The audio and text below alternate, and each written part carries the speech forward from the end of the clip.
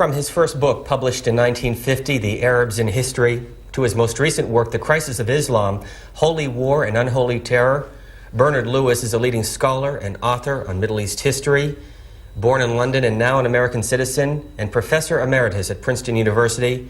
7,000 books make up his library collection on everything from medieval Islamic history to the Ottoman Empire to the current political and religious situation in the region.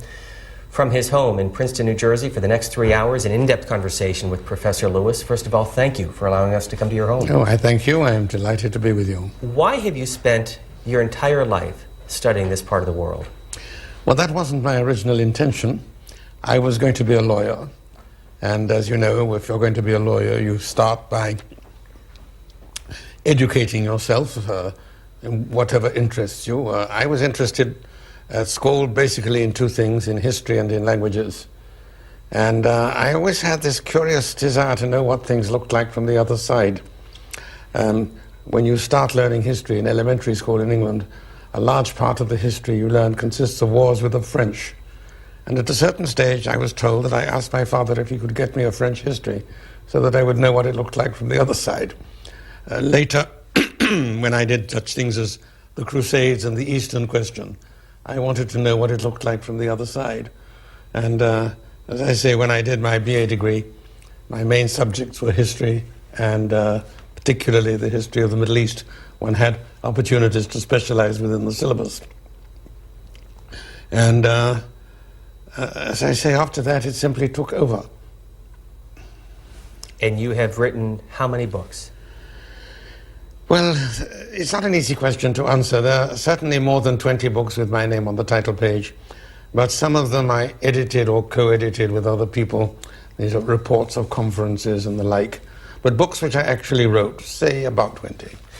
Since September 11th of 2001, you have been quoted, your books have been even more popular, and you had told U.S. News and World Report something that may be the essence of our conversation today with regard to this part of the world. You had said that I think there is an underlying assumption that Muslims are different and are incapable of running a democratic society. Why? Yes, I think that accurately reflects my thinking on the subject. Let's put it this way. There are different points of view about the Middle East, obviously, but there is one which runs something like this. Arabs and Muslims generally are different from us. They are not capable of running the sort of decent, open, civilized society that we run. Whatever we do, they will be ruled by tyrants and dictators. Therefore, the aim of foreign policy should be to make sure that they are friendly tyrants rather than hostile tyrants. This is often presented as the pro-Arab point of view. It isn't, of course. It is totally disrespectful of the Arab past. It shows disrespect for the Arab past and unconcern for the Arab future. There is this sort of widespread view, which I think is profoundly mistaken, that the kind of regime that now exists in Iraq and in Syria has its roots deep in the Arab and Islamic past. This is a total falsehood. This is the only European model that worked in the Middle East. During the 19th century, when they were becoming more and more aware that Europe was richer and more powerful than they were, they tried to adopt European models, and none of them worked very well. And then in 1940, the French surrender, Syria, Lebanon remained under the control of Vichy, which means that Syria, Lebanon was totally open to the Nazis and became their main base for propaganda and other activities in the Arab world. They spread from there to Iraq, where they enjoyed some success for a while in setting up a pro-Nazi regime. I refer to the regime of Rashid Ali, which was in due course overthrown by friendly Arab and allied forces. But the party that they founded, the Ba'ath Party, remained. The Ba'ath Party was modeled on the Nazi Party. It is a European fascist type of party, with the whole monstrous apparatus of surveillance and repression that we associate with that. The Third Reich disappeared. The Soviet Union took over as the patron of anti-Western causes. And from the Nazi model to the Soviet model only required minor adjustments. We are in your living room in Princeton Township, New Jersey, just down the road from Princeton University. Let me ask you about a couple of artifacts in this room. First of all, I thought that was a vase or a vase. You say it's something different. No, it's a drum. Where'd you get it? It's in Turkey, but you can get them all over the Middle East. It's a drum and you... like that. How much time have you spent in Turkey, in Iraq, in Iran? It's difficult to say because I've been going every year to the region. I've never lived in the region. The most I've spent at any one time is a few months. But as I say, I'm a frequent and regular visitor. The harpsichord behind you, do you play? Well, that's English, that's not Middle Eastern. I used to play, but my fingers are getting rather stiff now. How old is it? This, I really couldn't say. And some of the calligraphy here next to you, this the book that has the art of calligraphy and two well-known Islamic sayings. Can you explain? Yes, I think calligraphy is a very important art for the understanding of Islamic civilization, and one that is, I think, insufficiently appreciated. In Muslim worship, they do not use music, as Christians and to a lesser extent Jews do. In their places of worship, they do not use pictorial art, which they regard as blasphemous. Instead, they have developed this very intricate art of calligraphy, of writing holy texts. And these are, in a sense, the hymns and fugues and icons of Islamic piety. It's not an easy art to penetrate, but it's very rewarding if you do begin to understand it. The book there is a collection of masterpieces of Islamic calligraphy published under the auspices of the Cultural Division of the Organization of the Islamic Conference. And the two framed texts, one of them is the standard Islamic invocation, in the name of Allah, the Merciful and the Compassionate. The other one is a quotation from the Quran saying, "Nothing will befall us save what God has written down for us." What does that mean from your standpoint? Because the Quran is quoted so often today, and different people can get different impressions of what is in the Quran. Well, from a Muslim point of view, of course, the Quran is the word of God, eternal, immutable, uncreated. But there's always a possibility of interpretation. And sometimes texts, the same texts, are interpreted by rival factions in different ways. This one, for example, at first sight, this seems to be total predestination. Great argument among philosophers in all civilizations. Do we have choice, or is everything predestined by the will of God? Well, you find the same argument already in medieval Islamic writings. And you could put the argument this way: is life a game of chess or backgammon? If it's a game of backgammon, pure chance, the throw of the dice, but you can't control it, but you still have some margin of choice of how you respond to what destiny the throw of the dice gives you. Chess, of course, leaves out the element of predestination. There it's entirely a matter of skill and choice. As an Englishman who speaks about 15 languages, was it easy or difficult to learn a whole new alphabet? It wasn't too difficult. I mean, Arabic alphabet is comparatively easy. I would hate to have to learn Chinese or Japanese, where there are literally thousands of characters to learn. The Arabic alphabet has 28 characters, and I was still quite young when I learned them. And they're very beautiful, as I think you can see. Let's make our way down to the library. How long have you lived in this home here in Princeton? Since October 1974, very shortly after I came to Princeton. Why did you come to Princeton? Well, I first visited the United States in 1954. I came on a number of visits after that, a visiting professor or to give lectures, and I found it addictive. And when Princeton University and the Princeton Institute for Advanced Study gave me a joint invitation to come here, I found it quite irresistible. It's also a decision that I have never regretted. This is a former master bedroom with an addition that became your library. 7,000 books here, and we're told you have another 6,000 or 7,000 downstairs. Downstairs, yes. I have a sort of overflow in the basement. How much time do you spend in this room? Oh, most of the day. And when do you find yourself most creative? That's changing. It used to be in the morning. Now I tend to find myself more creative later in the day. Your first book came out in 1950. Did you expect that you would have 20-plus books since then? No, forgive me, that isn't quite correct. I did have one before that, which was my doctoral dissertation. That was published, but I don't know if that counts. It was published with a subsidy from the university in an edition of 500 copies, which took about 25 years to sell out. So I can hardly claim it was a runaway success. It was not really finished, but the war had begun. I had this opportunity to publish it, and I felt, well, you know, this might be my last word. I shouldn't waste the opportunity. So it was published in 1940. We're going to show a number of your books, but I also want to read one of the reviews from the book that came out about a year ago, What Went Wrong. First of all, the title of that book explains what? The book is an attempt to examine how Muslims became aware that their civilization was falling behind and how they tried to explain it. You know, changes in the relations between civilizations, even more than between countries, take place over a long period, and sometimes slowly, sometimes fast, in different ways, and particularly in the age before mass media, it wasn't always easy to see what was happening.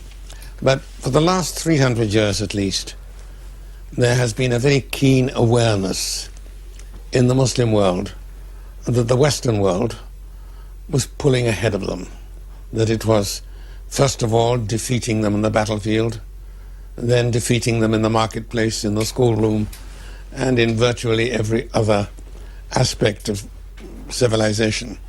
And this, remember, is not a primitive society. It is the region of the oldest civilizations known to humanity.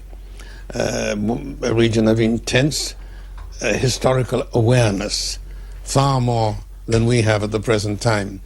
I mean, in this country, if you say that's history, what you mean is that it's no longer of any present relevance, interest, or concern. That is not the Middle Eastern view. There is an intense awareness of history. During the Iraq-Iran War, 1980 to 1988, the war propaganda of both sides, addressed to their own people and to the opponent, made frequent references to history. And I mean references, not telling stories from history, but rapid, incomplete allusions, throwing in a name or a person or a place in the sure knowledge that the reference would be immediately picked up by the target audience.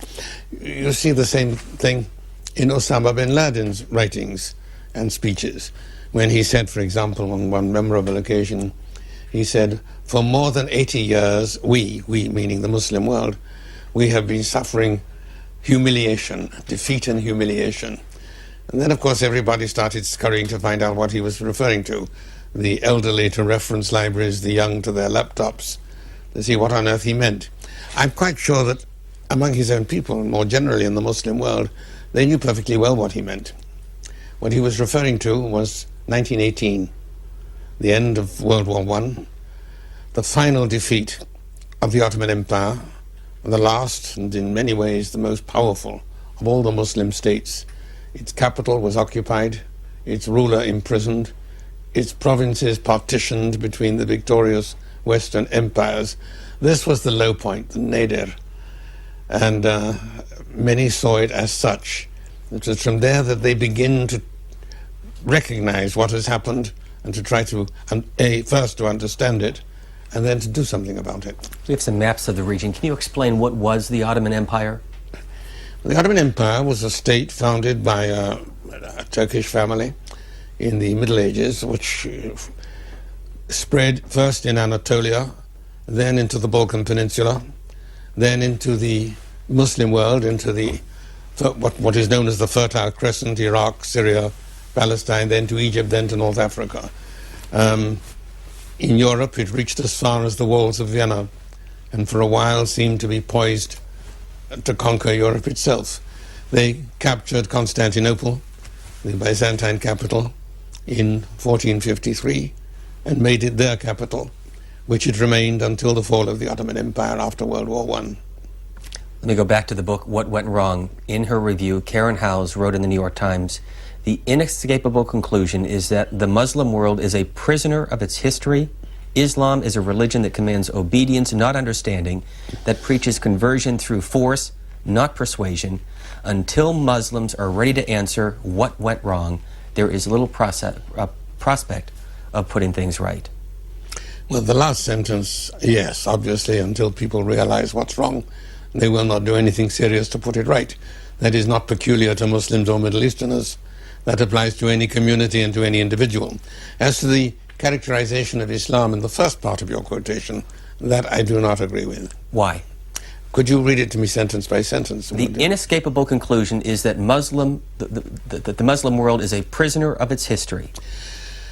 We are all prisoners of our history. I mean, I don't think that that has any particular reference to Islam. We are all prisoners of our history.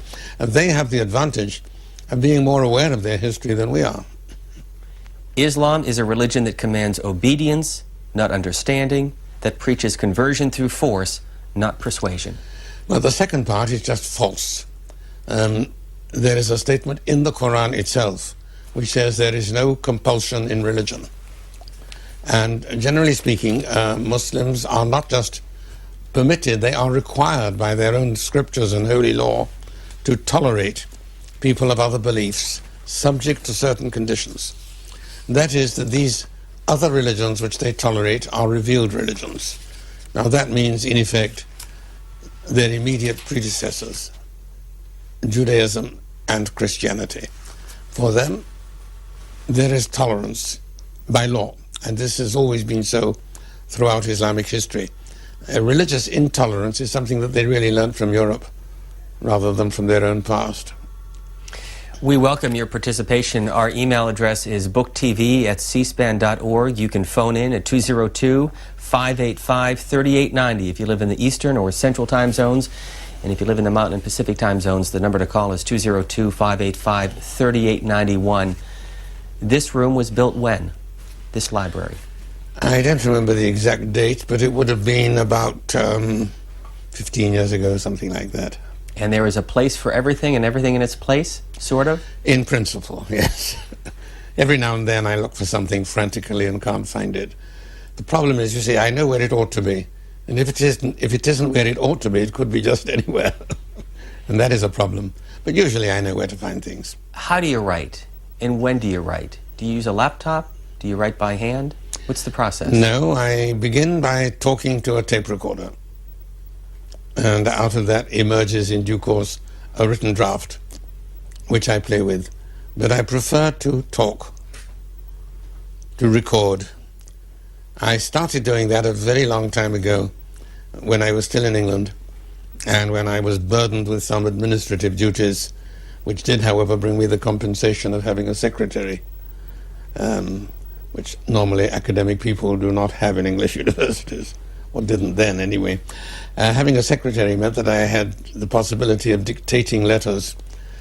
So I started by dictating letters, and I got more ambitious and dictated departmental memoranda. And then I got still more ambitious and dictated book reviews, short articles. And by that time I was becoming reasonably proficient in the article of dictation, in the art of dictation. So I started using my tape recorder to write books. What is the normal routine? We'll use this book as an example, the most recent one written up today, we should point out, in the New York Times, The Crisis of Islam, Holy War and Unholy Terror. When did you come up with the idea for this book, and what was the process involved? Well, in the case of this book, the occasion is very clear. It was 9/11. This was my previous book, What Went Wrong, appeared after 9/11, but was written before 9/11. It was already in page proof on 9/11. I was able to add a few words at the end, but I think I could claim that this did help to explain what led to 9/11, but certainly it in no way explained 9/11 itself, and still less subsequent events. This one, the new one, was directly provoked by 9/11, and the immediate occasion was a request from the New Yorker magazine to write an article for them about it, which I did. I thought about it and looked at my files and reviewed my ideas on the subject and produced an article which was published in the New Yorker in November last year. That provoked various publishers who asked me to expand the article into a book, which I must say I was very happy to do. What is the difference between being a professor? May I just interrupt? Certainly. I should hasten to add that this is not the normal way in which I proceed. This is not true of my other books. They are not, in that way, directly related to current events. I was going to ask you, as a professor at the University of London, you came here in 1974 to teach at Princeton. Right. Retired in 1986, continued to lecture. The difference between being a British professor and an American professor? Oh, we would need days to explain that. Well, there are many differences in what you teach. In English universities, I think far more attention is given, or I should say was given, since my experience at British universities is now rather out of date, and I know there have been many changes since I came here. But at that time, shall we say, greater attention was given to undergraduate studies, which were the main purpose and function of the university. And graduate studies tended to be rather desultory and unorganized. When I came here, I found it was, when I hear, I didn't mean specifically Princeton, I mean when I came to this country, I found that it was in many ways the other way around. Undergraduate studies were less interesting, undergraduate teaching was less interesting, for one reason, that what was expected of a university entrant was quite different. And therefore a good deal of undergraduate teaching was what in England would have been high school teaching, meaning no disrespect. On the other hand, graduate studies were far better organized and far more interesting here than there. And that was my main interest and concern. I did my share of undergraduate teaching. One of the great Princeton traditions is that everybody teaches undergraduates. It's not like some other places where undergraduates are taught mainly by graduate students acting as teaching assistants. Not in Princeton. And here you are today, if I may say, at the age of 86, still lecturing, still writing, still traveling to the Middle East. What motivates you? Interest. I mean, I am passionately interested and deeply concerned about these places. And, you know, in the course of the years, I have accumulated many personal friendships, and that adds to the concern. Let's get to your phone calls for Professor Bernard Lewis from his home and his library here in Princeton Township, New Jersey, just down the road from the university. Huntsville, Alabama. Good afternoon. Good afternoon. This is Dr. Prasad from Huntsville, Alabama. This is to Mr. Lewis. Sir, I read your article in Atlantic Monthly about what went wrong in Islam. My question is a generalized question. In order to promote democracy in the Middle East, do you think it's better for other cultures to persuade them rather than Western cultures imposing, as we are doing now? Well, I don't accept the assumption of your concluding sentence. But obviously, democracy is a very difficult form of government. You can't import it in a box with a do-it-yourself kit and instructions for assembly. It doesn't work that way. And I don't think anyone imagines that Iraq, after almost half a century of dictatorship, will be transformed miraculously into a democracy. But it is possible, it can be done. And there have been some remarkable successes with outside help. I mean, after the end of World War II, democracy was established and flourished in the former Axis countries. It was not imposed or introduced by the victors. What the victors did was to make it possible by removing the pre-existing tyrannies and giving the Germans and the Japanese and the Italians the opportunity to develop their democracy. I think we can do the same thing now in Iraq, and I remain optimistic about the capacity of the Iraqis and of others in the region to develop democratic institutions. I repeat, there's no magic formula for doing it overnight. It is difficult, it is dangerous. Democracy is a strong medicine which has to be administered in small, gradually increasing doses. Otherwise you risk killing the patient, as has happened, for example, in Algeria. Let me ask you about this book, and I know you have the Islamic version next to you. This is translated in German and French, Khomeini's Mein Kampf. And in 1979, you went to the library here in Princeton and read the words of Ayatollah Khomeini? What did you learn about him and what it meant for Iran as a country and our relations with Iran over the last 25, 30 years? Well, you may remember, those who are old enough may remember, that in 1979, the time of the Iranian Revolution, there was a wave of optimism. A lot of people said, this is the end of the royal tyranny. Now we will have open, free, liberal, democratic government in Iran. And I said, no, it's not going to happen at all. It's going to be worse. This will be what the Europeans call a clerical fascist dictatorship. And of course I was told I was quite wrong. This was absurd. Now, I claim no particular wisdom or foresight in having made that, I think, correct prediction. I did what any normal academic would do. I went to the university library to see if there was anything by this man Khomeini, whose name, I must confess, I was hearing for the first time at that moment. And I found a book by him called Islamic Government, a book which has subsequently been described as Khomeini's Mein Kampf. I think it's a fair description. It's much more readable than Mein Kampf, I must say. It's written very clearly and argued very cogently and with total frankness. And he explains what he would do if he came to power and established what he would regard as an Islamic government. The book was not read by any of the people concerned for a very simple reason. It was available only in Arabic and in Persian. It was a series of lectures which he gave at Najaf in Iraq, a place that's just recently been in the news, and then published just under 10 years before the Iranian Revolution. It has subsequently been translated into many languages, English, French, German, and others. But at that time it was available only in Arabic and Persian. And when I tried to draw people's attention to this, the response was quite extraordinary. First, it doesn't exist. Second, well, it may exist, but Khomeini didn't write it. Well, yes, maybe Khomeini wrote it, but it doesn't mean what they say it means. And so on and so on and so on. Retreat step by step until it became quite clear that Khomeini wrote it. I was asked at one point, how do you know Khomeini wrote it and that it isn't a piece of disinformation planted? And I said, well, two things. One is that it was accession listed at the Princeton University Library almost 10 years before the revolution. And the other is that Khomeini is giving copies of it to his visitors in Paris.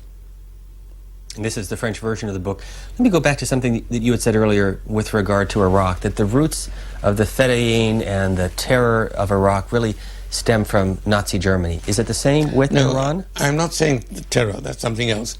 I was talking about the idea of a one-party state.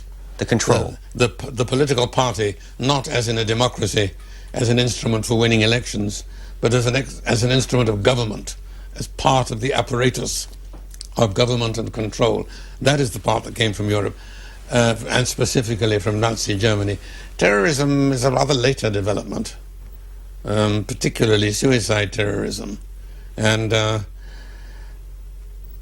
obviously there are terrorist movements before the modern times in Islam, the famous assassins. This is an Arabic word which we borrowed, and it has precedence also in antiquity. The use of violence against individuals to achieve political purposes has a long and varied history.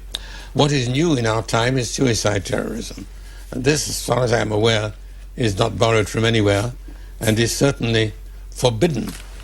I will not just not encouraged, but forbidden by Islam in the clearest terms. Another of the many books by our guest, Professor Lewis, here at Princeton, as we get a call from Scotts Valley, California. Go ahead, please. Yes. Professor Lewis, what is the difference between Sunni Muslims and Shiite Muslims? I take it that it's not the same as it is between, let's say, Protestants and Catholics, and also is Wahhabism an extension of one of the two? Yes, I think that's a very interesting and important question. And you are quite right. It is not the same as the difference between Protestants and Catholics. People often say, well, the difference between Sunni and Shia is like the difference between Protestants and Catholics. And then I usually say, well, which are the Protestants and which are the Catholics? And they are, of course, quite unable to offer any sort of answer to this. The differences within Christendom have usually been over ecclesiastical authority. This was the point of the break between Constantinople and Rome, and it was the point also of the Protestant Reformation. Later, all sorts of other elements were added. Ecclesiastical authority has never been a problem in Islamic history. It was a much more directly political question. The first break between Sunni and Shia came over the question of the succession to the caliphate. When the Prophet died, he was succeeded by one of the leading Muslims of the time, Abu Bakr, who was followed by another and then by another and so on. The early principle of the Sunni Muslims, which remains in theory the basic doctrine, is to reject hereditary succession. That the leader of the community, the caliph or khalifa, is chosen. I avoid the word elected because that conjures up an entirely different world. The Shia took the view that the family of the Prophet would be the legitimate successors of the Prophet himself, and that they, and not others, should have held the caliphate. This gave rise to civil war and struggle in early Islam, and has remained an issue ever since. In the course of time, some doctrinal and legal differences have arisen, but there is nothing even remotely comparable with the differences in Christianity. And although there have been struggles and even armed conflicts between Sunni and Shia in the past, there is nothing like the religious wars of Christendom. What is a Semite? This was something invented in the 19th century by German philologists. It was used to classify a group of languages. Hebrew, Arabic, Ethiopic, and some others, Assyrian, Babylonian, all closely related languages of the same family. And German philologists gave the name Semitic to this group, following the biblical story of the sons of Noah. The different ethnic groups descended from the different sons of Noah. At the time, they warned against seeing this as in any sense a national or ethnic or racial term. It's purely linguistic. But the term was misused and given a racial connotation. Since we're speaking about words and etymology, let me ask you about the word jihad. You write in the book Crisis of Islam that it is an Arabic root word, JHD. The basic meaning is striving or effort. Yes. Striving, I think, is the best translation. Excuse me.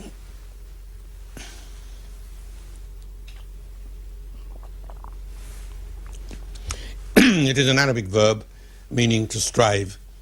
It occurs frequently in the Quran in the form to strive in the path of God, fi sabilillah. And it's used in a number of different senses, of which two predominate. One is the sense of moral striving, the striving to overcome your evil impulses and to be a better man or woman.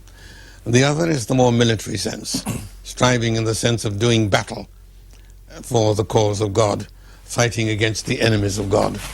And as I say, it occurs in both senses in the Quran. In normal usage over the last 14 centuries, it has usually been the military one.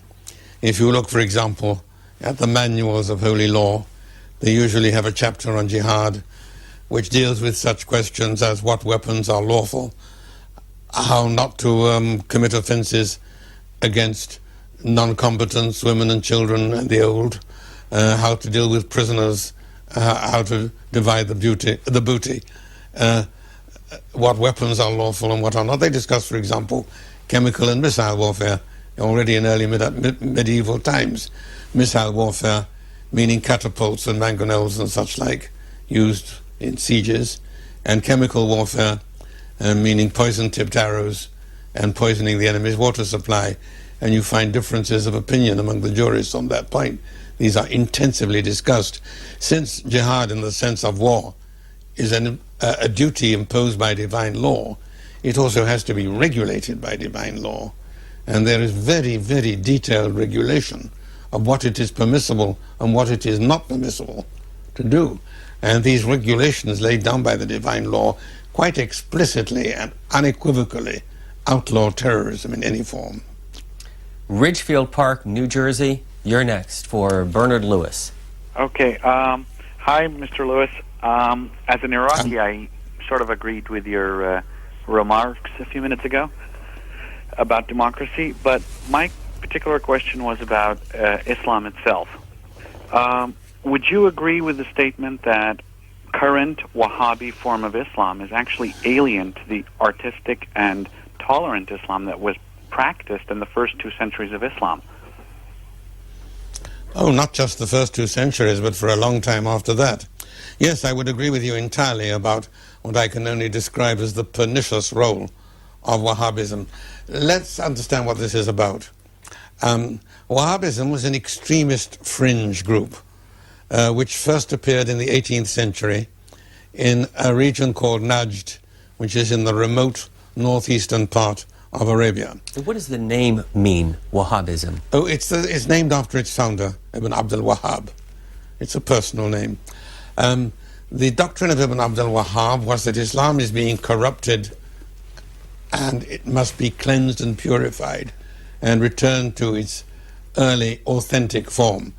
In its origins, Wahhabism was not directed against non-Muslims who were far away and irrelevant, but against fellow Muslims who were seen as backsliders, as corrupting the true faith.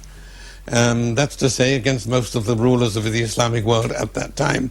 And this was and remained the main thrust of Wahhabi teaching, that the essential jihad is the jihad at home. Jihad is waged lawfully against unbelievers and against apostates. That's to say, against those who were and pretend to be Muslims but are really renegades. And for the Wahhabis, it is the second form of jihad that was the most important. Now, the ruling family of the Arab tribes of that area, the House of Saud, were converted to Wahhabism. They adopted it, they tried to extend it by force of arms entirely against fellow Muslims. They were suppressed. At that time, the Ottoman Empire, even in its decrepitude, was strong enough to deal with that sort of thing. They came back in the 20th century, and there they were vastly more successful. They succeeded in not only establishing themselves firmly in northern Arabia, they succeeded in conquering, by force of arms, the Hijaz, where the 2 holy cities of Mecca and Medina are situated. This gave them the House of Saud, and therefore the Wahhabis, whose doctrine the House of Saud upheld, gave them enormous prestige, the prestige of the custodianship of the holy places, enormous influence through control of the pilgrimage, which takes place every year and brings millions of Muslims from all over the Muslim world to Arabia. Now, add to that the discovery of oil in Saudi Arabia, which suddenly gave them enormous wealth, enabled them to promote their doctrines in a way which would otherwise have been inconceivable. And when did that happen? When did they discover the oil? Well, that came in stages, but principally from the 30s onwards, and much more in the immediate post-war period. The result has been that what would otherwise have been, let me put it the other way around, the result has been to make Wahhabism a world force in Islam, in all Islamic countries, and even more among Muslim communities in the non-Muslim world, in Europe and North America. It has been to make a world force of what otherwise would have been a lunatic fringe in a marginal country. Los Angeles, you're next for Professor Lewis. Thanks, Professor Lewis. I have a question regarding the economic modernization that sort of took a back turn against the European economic modernization. And my question is, it's been said that there's been 3 major forces which helped that delay in Islamic modernization. One is the issue of succession, the way it's spelled out in Quran in terms of commercial businesses. The second being the features that are within Islamic law of commercial partnerships. And the third, the general aversion of Islam to the concept of a corporation. And my question is, to what extent do you think these 3 issues, and also the way that the ulama in Islam were able to sort of interpret and adjust this interpretation for partnerships, but later on that interpretation was fixed, and later ulama weren't able to interpreted as much? And to what extent do you think this lack of sort of keeping up with the times helped to fix the economic advancement of Islamic society versus European economic advancement? Thank you, Los Angeles. And as a follow-up, there's also an email along those lines, Professor Lewis. Many profess that Islam specifically promotes freedom of religion. However, Islamic law seems to make that impossible. So on the caller's point and on this email, how do you answer that? Yes, when you start making generalizations or criticism about Islam, you have to test them against now 14 centuries of Islamic history. For example, a lot of people have argued, both among Western scholars and among Muslims, that Islam is hostile to economic development, that it has a negative effect on economic expansion and growth. Well, it may have done so in recent centuries, but if you look at the greatest age of Islam, it had exactly the opposite effect. I mean, in virtually every field of economic activity, as well as in other fields of activity, Islam was first in the world. In the age of its efflorescence, the Islamic world was an incredible network of industrial and commercial development. Already in the 10th century, they had developed a sophisticated system of banking. You could draw a check in Basra and cash it in Morocco. They had a system of credit and financing far ahead of anything that existed in the European Middle Ages. It is true that Islam forbids interest, but there were ways around that by partnerships of various kinds. There was, I would say, a much more favorable attitude to commerce in medieval Islam than there was in medieval Europe. You have traditions of the Prophet saying, Al-Kasibu Habibullah, the one who earns money is the friend of God. That the merchants are the messengers of God on earth. Commerce is seen to be a good thing. Profit is seen to be a good thing. Interest is evil and forbidden, but profit is praiseworthy, meritorious. So that I don't think one can argue that Islam as such is hostile to industrial and commercial development. If you look at the early centuries, you would say just the opposite. So I think the question which one has to ask is not what has Islam done to the Muslims, but what have the Muslims done to Islam? Another of the nearly 24 books authored by Bernard Lewis, as we get a call from Long Island. Good afternoon, caller. Hi. I was just reading a book on the Iraqi Jews and also on Medina in the 7th century, and I was wondering what kind of influence Judaism had over that region and at that time. Where is Medina? Medina is in the Hijaz. It's one of the two holy cities of Islam. The first is Mecca, where the Prophet was born, and Medina was the other Hijaz town to which he went from Mecca and where he established the first Islamic community and the first Islamic state. Yes, the Jewish influence is certainly present in Islam as it is in Christianity. It has been much discussed by scholarship. Often it has been exaggerated, at other times it has been understated. But Judaism has much in common with Islam. For example, the notion of a holy law which regulates every aspect of life, including what you eat and what you drink.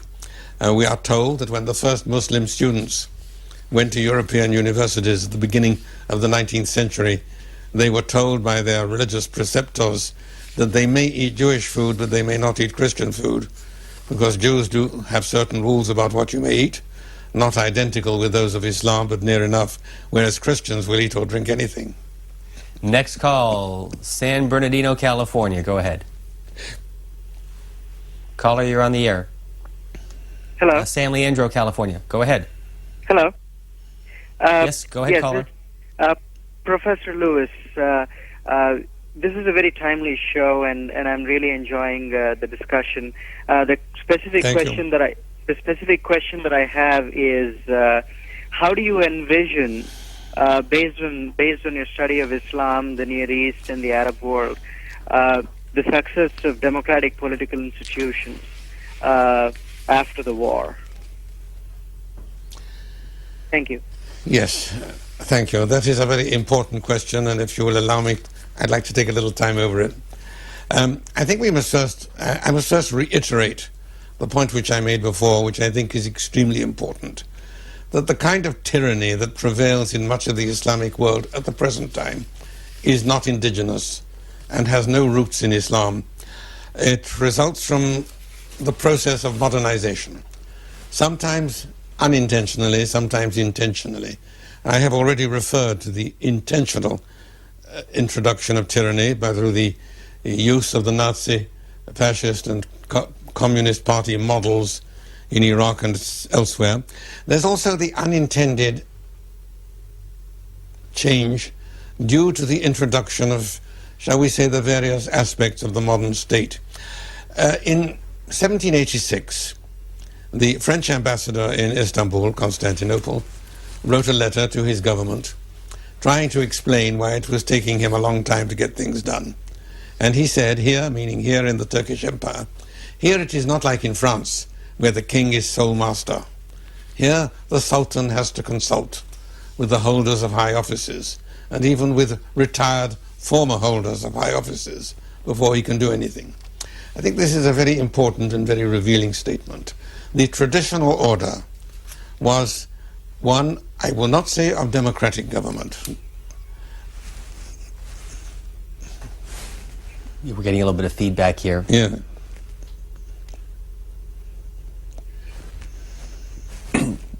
Not of democratic government, but of... If we could, we'll just get rid of the IFB for a moment and continue with your answer. Please. Yeah. It is not democratic government in the modern sense. Now, this is... Let me...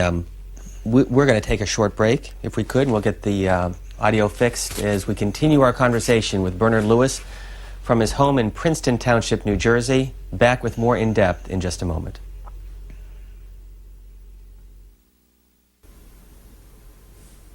As we continue with Bernard Lewis from his home here in Princeton Township, New Jersey, 1786, the era of Constantinople. Please continue. Yes, as I was explaining, the French ambassador explaining to his government why things were taking rather a long time to get done, explained, he says, here, meaning here in the Ottoman Empire, things are not as in France, where the king is sole master and does as he chooses. Here the Sultan has to consult with the holders of high offices, and even with retired former holders of high offices.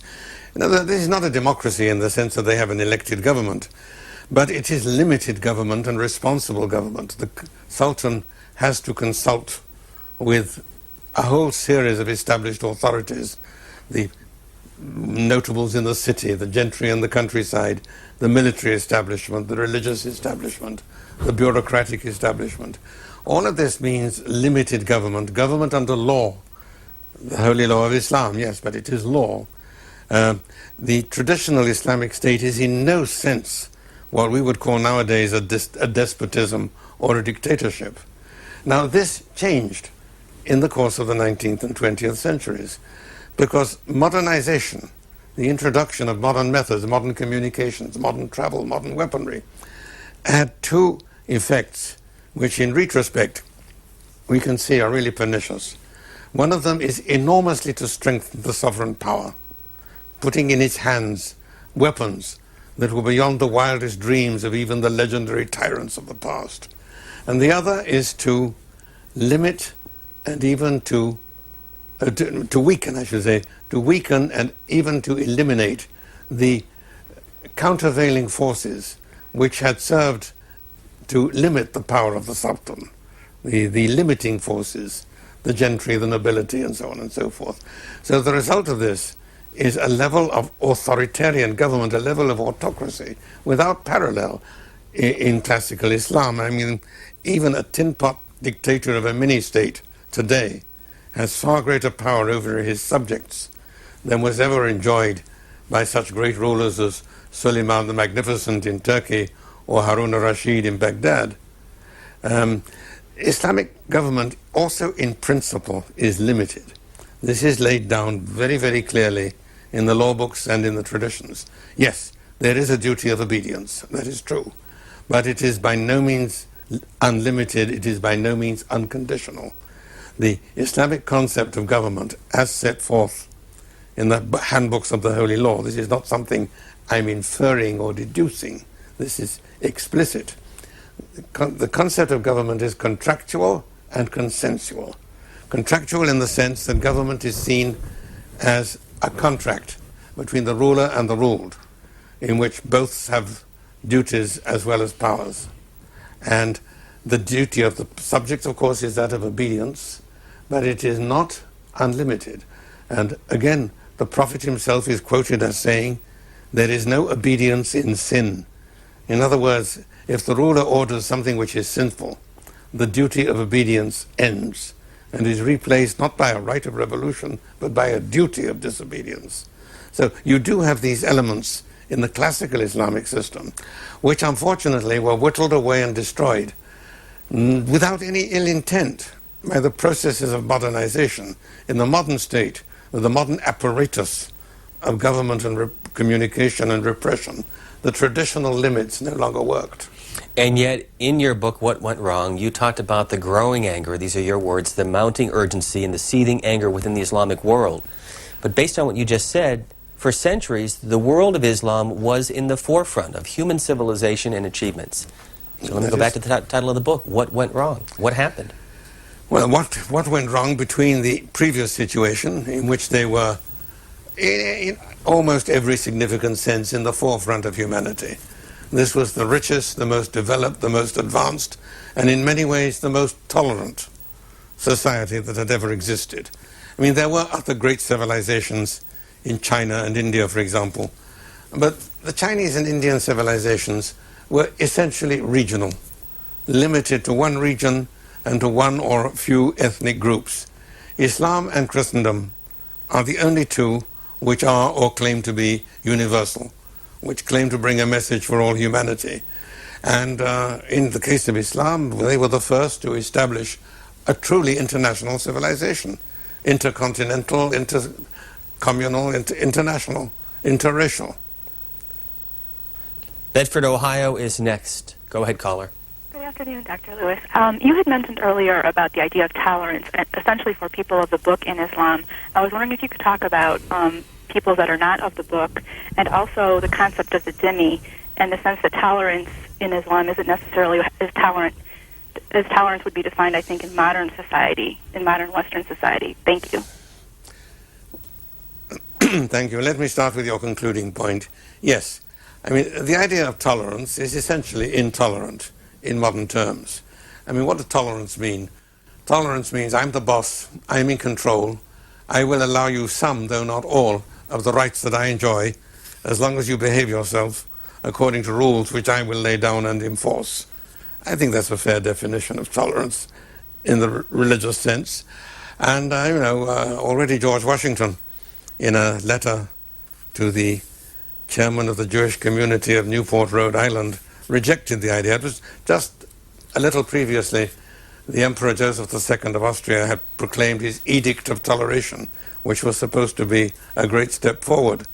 And George Washington wrote in this letter, let us no longer talk of toleration as if it were by the indulgence of one group of people that another group of people enjoy the exercise of their inherent natural rights. Now that, I think, is the beginning of the modern idea. So in that sense, yes, tolerance is intolerant. But if you compare what was happening in the world, tolerance, recognized, established by law, and generally maintained, is far better than intolerance, which was the norm.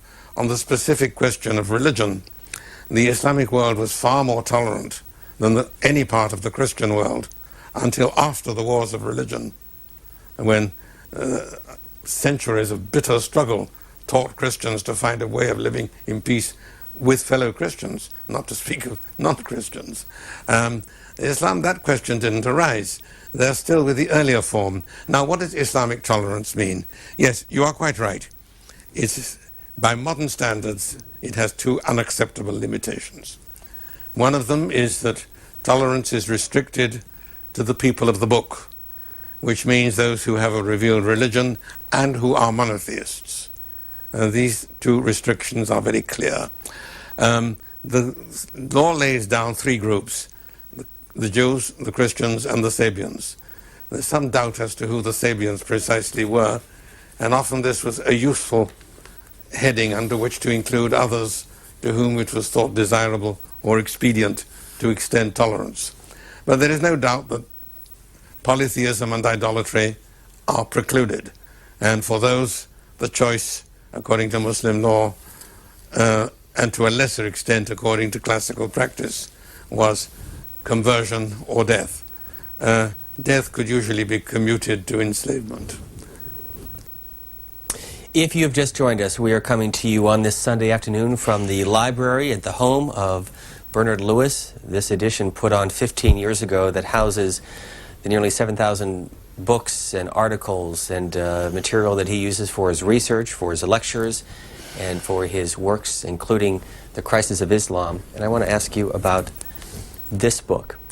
That is the Quran. Have you read it in a number of different languages, and is it any different in English versus Well, Islam? there's only one text that matters, and that is the Arabic text. The text of the Quran is in Arabic. There are many, many different translations, and often these translations give, shall we say, different interpretations of the text. But if you want to do any serious work in the study of the Quran, you have to read it in Arabic. By the way, unlike the Bible, the Quran does not have authorized translations. From very early times, first the Jews and then the Christians made translations of the Old and New Testaments into their various vernaculars. And some of these translations have an almost canonical status in themselves, like the King James Bible translated into English. There are no King James Bibles or King James Qurans for Muslims. It is laid down that the Quran is literally divine and inimitable, and its miraculous language cannot be transferred into any other language. So there are no authorized translations of the Quran, not even into other Muslim languages like Persian or Turkish. There are, of course, many translations, but from the Muslim point of view, these are presented as explanations or interpretations rather than as translations. Now, there are many translations into Western languages, some by Muslim scholars, some by non-Muslim scholars, and you will often find quite remarkable variation. If you are shown something, shall we say, contentious in a Quran quote, I would advise you, if you don't know Arabic, to look at a few other translations. Well, let me ask you about this, and maybe this is contentious. Believers are commanded to, quote, strike terror into God's enemy and your enemy. And another verse says, if the enemy inclines towards peace, do you also include towards peace and trust in God? Mm-hmm. And finally, if God had wished, he would have made all humankind one community. So you can get very different versions of it depending on what part you're reading. These refer to different occasions. I mean, the Quran also reflects very closely the lifetime of the Prophet, the struggles in which he was engaged against various groups of people. And these different quotes relate to different situations. So does bin Laden take that, quote, strike terror into God's enemy verbatim? Oh, yes, clearly. And he's not alone in that. That is basically a Wahhabi position too. And but remember, the word terror has acquired a special connotation in English. Strike terror doesn't mean practice terrorism. It simply means act severely and frighten them. As we speak to you, the military operation continues in Iraq. Where is all of this going to lead? What's going to happen next? The best case is that having done what we did in Germany and Japan, having removed the tyranny, we will give the Iraqis the opportunity to do what the Germans and the Japanese did and develop a free, decent, humane society of their own. We didn't remain very long in Germany and Japan. It wasn't necessary. I hope it won't be necessary in Iraq. Do you think that will happen? As a historian, I deal with the past and to some extent with the present. I feel very uneasy predicting the future. What I think one can legitimately ask a historian to do is to formulate alternatives. That I'm willing, if you wish. And those would be what? Well, possibility one is that we obey some of the voices that we are hearing who say, don't go in for nation building or regime changing, let them do it. And this would mean that we, instead of going in for a process of de-Baathification, like the denazification of post-war Germany, we look for an amenable tyrant, one of the Ba'ath Party or some general, a clone of Saddam Hussein, who would be more amenable, and entrust the government to him with a minimum of tampering. This is known as stability. The great argument for it is stability. Don't risk upsetting things with unforeseeable consequences. Yes, upsetting things can bring unforeseeable consequences. Not upsetting things can unfortunately bring very foreseeable consequences, one of which is the reappearance of that kind of government. If that sort of opinion prevails, and it is being strongly argued, then I think we will see a relapse into some new form of tyranny. It may be friendly tyranny, as in some other parts of the region, or hostile tyranny. It's very easy to switch from one to the other. That is my worst case scenario. My best case scenario is that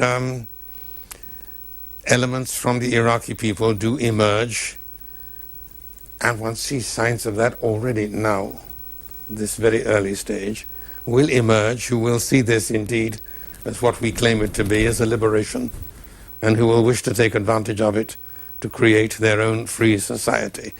This, as I said before, this can't happen overnight. It will take time. But I think that in many ways, Iraq is more favorably situated than most other countries in the region for the creation of a free society.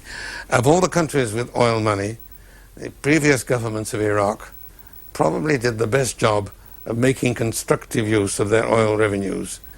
It's only recently that they've begun to use them for weaponry, and they never did do what some of the neighbors did, use them for palaces and concubines. No, the Iraqis did build infrastructure. They built a good educational system, primary, secondary, university. They did something which very few other countries in the region have done, and that's to say they gave opportunities to women. I won't say they gave women rights, because nobody has any rights in that society. But they did give women opportunity in the sense that women got a better chance of being educated and of entering on a career, of participating actively in the society, much better in Iraq than in most other places in the region. And I think that's an important element. Women are, after all, slightly more than half the population. And I believe that they have a very important part to play in the emergence of a free society in the Middle East. So, coming back, I'm not saying that this will happen, but I think that it is a possibility, provided we don't undermine and destroy it from outside. And it has to be slow and gradual. If you go too quickly, as I said before, it becomes very dangerous. You can email us your questions or comments to booktv@cspan.org. We'll get a call from Jeffersonville, Indiana, for Bernard Lewis. Go ahead, caller. Jeffersonville, Indiana. My question concerns your habits of work and mind. I was wondering, when you write, how long of each day you write, when you read, and if there's a specific time each day, like 2 or 3 hours each day that you read, and what resources do you find useful in your work? Thank you. Thank you, caller. Well, there's no one answer to that. It varies enormously according to time and circumstance. For the last few months, I've had much less time to read or even think than I would have wished. Events are happening so fast and at such a significant level and proportion that I find a great deal of my time is taken up with simply following the news. And given the way that the news is cooked and served, that also requires some effort. But let us say in a normal situation, when we're not involved in war and conflict, yes, I would devote a fair proportion of the day to reading, to thinking, which I prefer to do walking. I find that if I walk, I think much better than if I remain stationary or seated. Sometimes I even carry a little tape recorder with me so that I don't lose my thoughts, forget them by the time I get back. And writing comes as and when needed. Some things I write because I feel I have something to say and I want to say it, and then I look for a way of publishing it.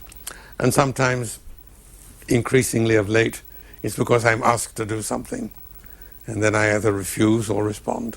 Do you have a normal routine? Do you walk in the morning, in the afternoon? I usually walk in the morning. I try, in principle, I try to take a walk every day. San Francisco, you're next. Professor Lewis, would you please describe the history of the Jewish tribes from the perspective of the Quran? You mean the Jewish tribes in Arabia? Yes, correct. Yes, well, there were some tribes in Arabia. They were some in Medina, which was the place to which the Prophet... Hello? Yes. Somebody's gone dead. No, you can continue. There were tribes in Medina, which was the place to which the Prophet went when he left Mecca, and there were other Jews in both northern and southern Arabia.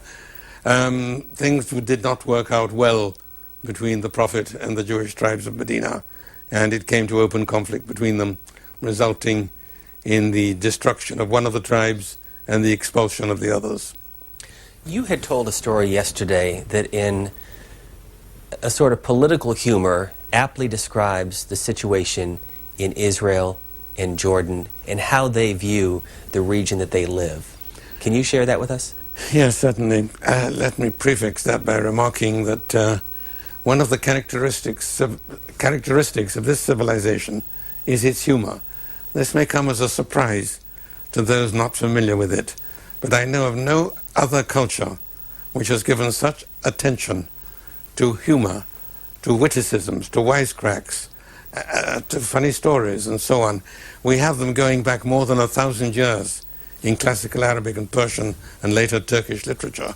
And very often they're difficult to understand. Humor doesn't carry well across thousands of miles and hundreds of years. But often they are immediately understandable and will cause you to burst out laughing. And this tradition continues at the present time. And especially today, where most of the region is under authoritarian rule, the joke is often the only really authentic and uncensored expression of opinion. Now, that's by way of introduction. This joke dates from the period when the Israel-Jordan peace treaty was being negotiated. And this is the form in which I heard it. That during the negotiations, which eventually produced the treaty, during a coffee break, an Israeli negotiator and a Jordanian negotiator were chatting informally. And the Israeli said to the Jordanian, "You people don't understand our obsession with security. You have to realize that our position is uniquely difficult and uniquely dangerous in the world. On every side but the West, we are surrounded by implacable enemies." And the Jordanian said, "You think you have problems? Our situation is more difficult, more dangerous." And the Israeli said, "Well, what do you mean? It doesn't make sense." And the Jordanian said, "On every side but the West, we are surrounded by friends, allies, brothers." And what does that mean? He was referring to the very acute divisions within the Arab world, then and previously and now. Take, for example, the famous war of 1948. You may recall that a UN resolution of 1947 agreed that after the ending of the British mandate for Palestine, the country would be divided into three: a Jewish state, an Arab state, and an international zone in Jerusalem. And the UN characteristically took no steps whatever for the application and enforcement of its decision. The Arab League did for its annulment. And the war began and continued, which eventually ended with a series of armistice agreements between Israel and its various Arab opponents. The Arabs were half successful. They prevented the establishment of an Arab state, but not of a Jewish state. Now, if you look more closely at what was going on at the time, you can see that the Arabs were at least as much concerned with the other Arab states as they were with the newly created Jewish state. There was the rivalry between Egypt on the one side and Jordan and Iraq on the other, long-standing rivalry for the leadership of the Arab world. If you look at the various stages of the Cold War, the game of Soviet and American involvement, Again, the question of inter-Arab rivalry and inter-Arab conflict is a very important one. I think that is the point that the joke is making. With Bernard Lewis, our next call is Decatur, Illinois. Yes, Professor Lewis. I have the three quick points. First of all, I support the war. Caller, we're having some problems getting your... do you want to try again? Pakistan, which now has nuclear bombs. Yeah, we're apparently, and we apologize for this, we're having some audio problems in getting the phone calls, and so what we'll try to do is incorporate as many of your emails over the next couple of minutes as we get the problem corrected. You had mentioned this book earlier, The Assassins. When did this come out?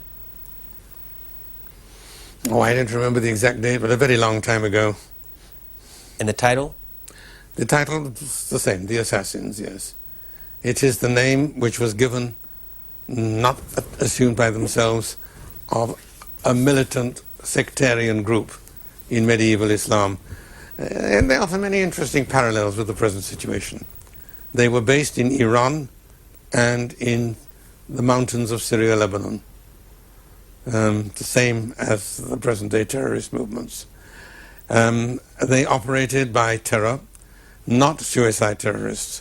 The assassin was sent out to kill a prominent designated enemy, usually some important political, military, or religious figure. Their primary objective was not the Crusaders. That's a common misapprehension of Western observers. That was incidental. Their primary objective was their own people. Their real holy war was against what they saw as the corrupt, tyrannical, and oppressive leadership of the Muslim world, to be overthrown and replaced by an authentic Islamic order. That was the position of the assassins. They didn't invent assassination, but they certainly perfected it. The method was for the designated assassin to go to the place where his victim was and find a way of getting up to him in person. It's interesting, they only used the dagger. They disdained safer weapons like poison, missiles, bows and arrows or the like. The assassin had to get up and do it in person. This had an almost sacramental significance. The assassin made no attempt to escape. He expected to die. This was part of his mission, and to enjoy the rewards of paradise. The name comes from a misapprehension. It comes from the Arabic hashishiyah, which is what they are sometimes called in the contemporary Arabic texts. No one knows definitely what this meant, but the most likely explanation is that it comes from hashish, and that their opponents among the Muslims said these are people behaving like hashish addicts. Do you have a favorite place in that part of the world? A particular community or city or region that you like to visit? Well, in the Arab world, I like to visit Amman because it's much more relaxed than most other places. In Amman, I can sit around with friends and hear all kinds of different opinions and different versions. Jordan is reasonably open to its neighbors. People come and go from Syria, from Iraq, from Arabia, from Egypt. So you can get a sort of cross-section of opinion in Jordan. And the regime, you can't call Jordan a liberal democracy, but the regime is much less oppressive than those of most of the neighbors. So from the point of view of getting something useful done, let me put it that way, and having a pleasant, relaxed visit in the Arab world, I would say Amman. Istanbul, of course, is endlessly fascinating, and I go there as often as I can too. Tom Friedman, this is an email from Mike Atwood. Tom Friedman has written extensively on the issues affecting the Muslim world. Do you agree with his views of the New York Times?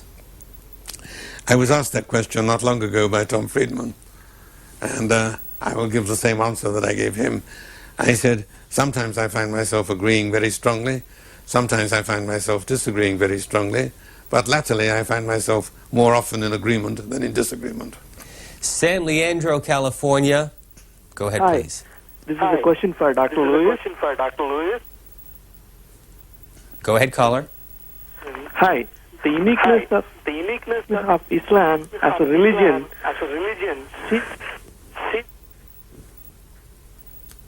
Yeah, we continue. We're going to get the audio problem corrected. We apologize for that. We're getting the calls in and out. Sometimes it could be from your cell phone, or it could be from the what we call the internal feedback that allows us to hear your calls. But I want to go back to what you wrote in the book, What Went Wrong, and you touched on this earlier, page 151. The long quest for freedom has left a string of shabby tyrannies with new-style dictatorships, modern only in their apparatus of repression, specifically Iraq. Why have we had these so-called shabby tyrannies? When you say we, what exactly do you mean? The Arab world. Why have we seen these tyrannies? Well, as I tried to suggest before, the old standards, constraints, limitations have ceased to be effective. And the new ones, Western style, have not been successfully imported.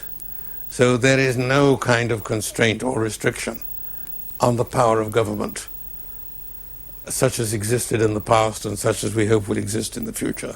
They're going through this bad period of despotism and dictatorship, European style, but without European limitations. But why? It is modernization, as I tried to explain before, that has brought this about. The old constraints have gone. The old limitations are no longer effective. And there's another thing, and that is the communications revolution. There were always differences in the level of a standard of living and the like between countries and societies and between individuals within the society. Now these are painfully visible every day.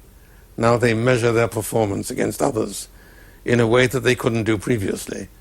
I mean, not so long ago there were no GNP statistics or tables of achievement. Now there are. They can check where they are every day if they want to. Recently the UN published a report on human development in the Arab world, prepared by a committee of Arab intellectuals. And some of what they describe is devastating. And not only is it devastating, but it is known and perceived as such. That is the crucial difference now. So based on that, though, and you touched on this earlier, but if you can elaborate on how this world that has dealt with so much repression, can it do what Germany and Japan were able to do after World War II? Is there the support of the people to have a more democratic form of government, particularly in Iraq, but elsewhere in the region, Iran neighboring next door? Can that happen? I believe that it can happen, as I say, because I look back not only to yesterday, but also to a more distant past, and there I see much that gives reason for hope. I would certainly be very optimistic regarding Iran, where again the situation is one of intense disappointment and disillusionment after the high hopes of the Iranian Revolution of 1979. And there are many signs and indications of the way that Iranians now are very desirous of change. There is, again, a revealing joke. This came to me by from an Iranian friend by means of public communications. And he says that when the American planes were flying overhead, a lot of Iranians put notices on their roofs in English saying, "This way, please." And the reason for that? Well, I think that's fairly clear. From Ken Pollack, who has a review of your book in today's New York Times book section, he leaves with a couple of questions posed for Bernard Lewis, and I want to ask them to you. First of all, why has the Islamic Middle East stagnated? Well, I don't think stagnated is the right word. Let's put it this way, that its economic performance is less than its own past and other people's present. And you know, there are no simple answers to these historical questions. They are complex, difficult, and variable. The same answers are not valid in every different part of the region, every aspect of the society, every period of time. But I think myself that one of the main reasons for their problem is oil. I think the discovery and exploitation of oil has been an unmitigated disaster for the region by giving them, so to speak, free asset, a large influx of ready cash which went to the governments. We all know the principle, no taxation without representation. Unfortunately, the converse is also true, no representation without taxation. If you have a vast income from all oil royalties, you don't need to take risks with us elected assemblies to help you collect taxes. He also asked the question on why this part of the world has failed to integrate in the global economy in any meaningful way, despite the oil. Integrate into? The global economy. Well, I don't know that that's entirely true. It is in many respects part of the global economy. But to a very limited extent, this I must agree. For example, the entire exports of the entire Arab world, other than fossil fuels, amount to less than those of Finland, one small country of 5 million people. Now, the immediate and obvious answer to that is Finland doesn't have oil, so they had to work hard. The Arab world gained so much from the export of oil and now also gas that it didn't need to make the effort to develop industries. That is part of the answer, but I wouldn't claim that it's the whole answer, but I think it's an important part of it. That's what I meant when I spoke of the very harmful effects of the oil. But that still leaves the question, the differences between oil-producing countries and those that don't have oil. We'll try the phones again and go to Washington, D.C. Good afternoon. Good afternoon. Just wanted to have Mr. Lewis just explain some of the cultural and religious differences between Arabs and the two major non-Arab countries in the Middle East, Iran and Turkey. Thank you. Thank you, caller. Yes. Well, as you say, Iran and Turkey are both Muslim countries. Islam was brought to them at a very early date, much earlier in Iran, a little later in Turkey. For a long time, both languages were written in the Arabic script. Persian is still written in the Arabic script, though the Turks have renounced it. Both languages contain a very large vocabulary of Arabic words and share many aspects of Arab civilization. But they are not Arabs. They are Muslims, they are not Arabs. And there are, of course, other non-Arab Muslims outside the Middle East, in Pakistan, in India, and in Southeast Asia, in Malaysia and Indonesia, as well as in Africa. You can say that just as in, even if you take medieval Catholic Christianity, before the split in Western Europe, they were all good Catholics, but there were differences between French Catholics and Spanish Catholics and Italian Catholics and English Catholics and German Catholics.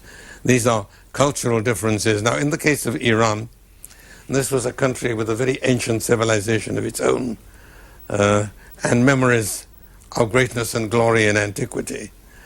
True, they embraced Islam. They found a new place within Islam. They played a very important creative role within this Islamic civilization that they had joined. But they always remember that they had been conquered, and this left a bitter taste in the mouths of many Persians, which is perhaps one reason why they so often tended to develop, shall we say, distinctive variants of Islam within their own territory. But Islam is certainly a major, and under the present regime, the major factor in Iran. Turkey is a somewhat different case. The Turks were not indigenous to the Middle East. They came from outside. They were converted in Central Asia when they moved across Iran and into the country which is now called Turkey. And they not only became Muslims, they became the leaders of Islam. The rulers and leaders of Islam. Ibn Khaldun, the great Arab historian and philosopher of the Middle Ages, saw this as a sign of God's providence, God's providential concern for the well-being of Islam, that when he says, when the people of Islam, the rulers of Islam, were becoming decadent and useless, God brought in the vigorous Turkish nation to take over the rule and defense and expansion of Islam. This is not my judgment, this is that of a medieval Arab historian. Next call is Los Angeles. Good morning, Professor Lewis. You've touched on Iran a bit today, and given the democracy movement in Iran and how far it's come, what does history tell us about this movement? Should it take its course, or with an Iraqi-type situation, as we're seeing today, would that serve it better in the long range? Thank you. No, I would say, I realize I'm sticking my neck out, but I would say that the prospects for a reasonably easy transition to democracy are better in Iran than in Iraq, because the regime in Iran, with all its faults, was not as destructive as that of Saddam Hussein. And there is a further point that the Iranians, unlike the Iraqis, do not have bitter memories of having been led on and then betrayed, as the Iraqis have from 1991. When President Bush referred to Iran, Iraq, and North Korea, the so-called axis of evil nations, was that a mistake? I don't think so, no. I think it was a fairly accurate description. I understand that the Syrians were very offended at having been omitted from the list. Westerfield, Connecticut, for Bernard Lewis. Hello, Professor. It's a great pleasure to talk to you, sir. I was just wondering what your general comments are in regard to the United Nations, in regard to why the UN is totally useless and ineffective. I agree with your premise. Why, I find difficult to explain. I think there can be no honest doubt that the UN has proved an immense disappointment, and it seems to be repeating the errors of the League of Nations. The League of Nations, you may remember, not only did nothing but tried to prevent action in a series of acts of aggression by Japan, by Italy, and finally when Hitler occupied Czechoslovakia and invaded Poland, the League of Nations was totally unable to do anything at all. The UN seems to be maneuvering itself into that position. Let me give you an example of where I think the UN has played a really negative role. In 1947, British rule in India was brought to an end, and India was partitioned into the two states of India and Pakistan. There was a war, there was a mass movement of refugees, but eventually the refugees were resettled, and a modus vivendi was established between the two. In the following year, 1948, another British possession was handed over, Palestine. You would think that compared with India, Palestine was a triviality, a vastly smaller country, far smaller numbers involved. Nevertheless, the 750,000 refugees, Arab refugees from Israel, were kept in camps. The problem was artificially maintained, and you now have fourth and fifth generation stateless aliens, Arabs in Arab countries. This was all made possible by the United Nations. Fortunately for India and Pakistan, the United Nations was not involved in the partition of India as it was in the partition of Palestine. And that gives us, I think, a rather painful measure of the role of the United Nations. Someone once described it as an organization for the conservation of conflict. Do you see the UN in the next 30 to 50 years? I think it will have to be radically reorganized, or else it will go the way of the League of Nations. Oakland, California, for Bernard Lewis. Go ahead, please. Hello, Professor Lewis? Yes? Yes. I was formulating a question as I was listening to your talk earlier, and I found myself having to take issue with something that you said.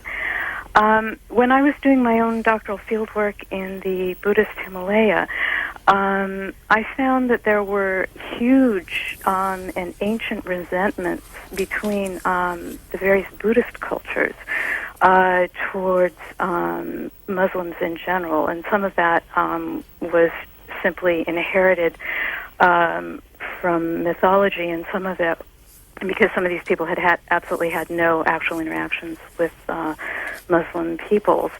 But if one looks to the history of Buddhism, one finds that, in fact, that there was, contrary to what you were suggesting earlier, there was actually a huge effort to by Indian culture to move westward until the rise of Islam, and it was in fact the rise of Islam that pushed Indian culture back to the East. And as I'm thinking and considering about archaeological evidence, it seems to me that a lot of what we think of as being the finer points of Islamic culture are elements of culture that were already pre-existent in Indo-Iranian areas, and were kind of... Caller, I'm going to stop you there. We'll get a comment, because we were getting a little bit of feedback as well, but we'll get a response. Thank you for making your point. Professor Lewis. Yes, I must, of course, agree with you that Buddhism did have a universal message. Indeed, I suppose it is the first religion which brought a universal message to all humanity, and that it did engage in missionary work, both East and West, more successful East than West. But it remained, I think, limited in a way that neither Christianity nor Islam was limited. Both Christianity and Islam claim to bring a message to all humanity, and in a sense they both succeeded in bringing their message to all humanity. Both are worldwide religions, whereas Buddhism, though it did expand very much more than any other previous religion, was nevertheless limited to South, Southeast, and East Asia. I'd like, if I could, have you to respond to some of your critics. Edward Said in Harper's Magazine said this, quote, he, referring to you, succeeds only in turning Muslims into an enemy people, to be regarded collectively with contempt and scorn. That this has neither to do with knowledge nor with understanding is enough to dismiss his work as a debased effort to push unsuspecting readers toward thinking of Islam as something to judge harshly, to dislike, and therefore to be a guard against. This is a total misrepresentation of what I think and of what I say, and I can only suggest that Professor Said read what I say. When you hear his critics, his criticism... this goes back to some of his earlier remarks. I'm perfectly willing to listen to criticism of people who disagree with my opinions and reject what I say. But when they attribute to me opinions that I do not hold, and attribute to me words which I never uttered or wrote, there's no basis for discussion. Cincinnati, you're next. Hi. This is a question for Professor Bernard Lewis. Professor, sir, I'm enjoying your discussion, and I admire your knowledge about Islam, which I myself, a Muslim, don't have that much of knowledge about it. Sir, my question is first, how do you see Iran in that region? I know earlier you spoke about it and made some comments. Because when people refer to that region, always they think Iran and they mix it with the other Arab countries. And sir, I was just wondering if you could make also comments about the coup that happened in 1953 with CIA against the Iranian regime. That was the time when people revolt against the monarchy and tried to bring democracy with Dr. Mossadegh. But then it was, with the help of CIA, it was basically demolished and many people got executed. And also the fact that many Iranians also think the 1979 revolution is also being brought by the CIA because people try to bring democracy and get rid of the monarchy.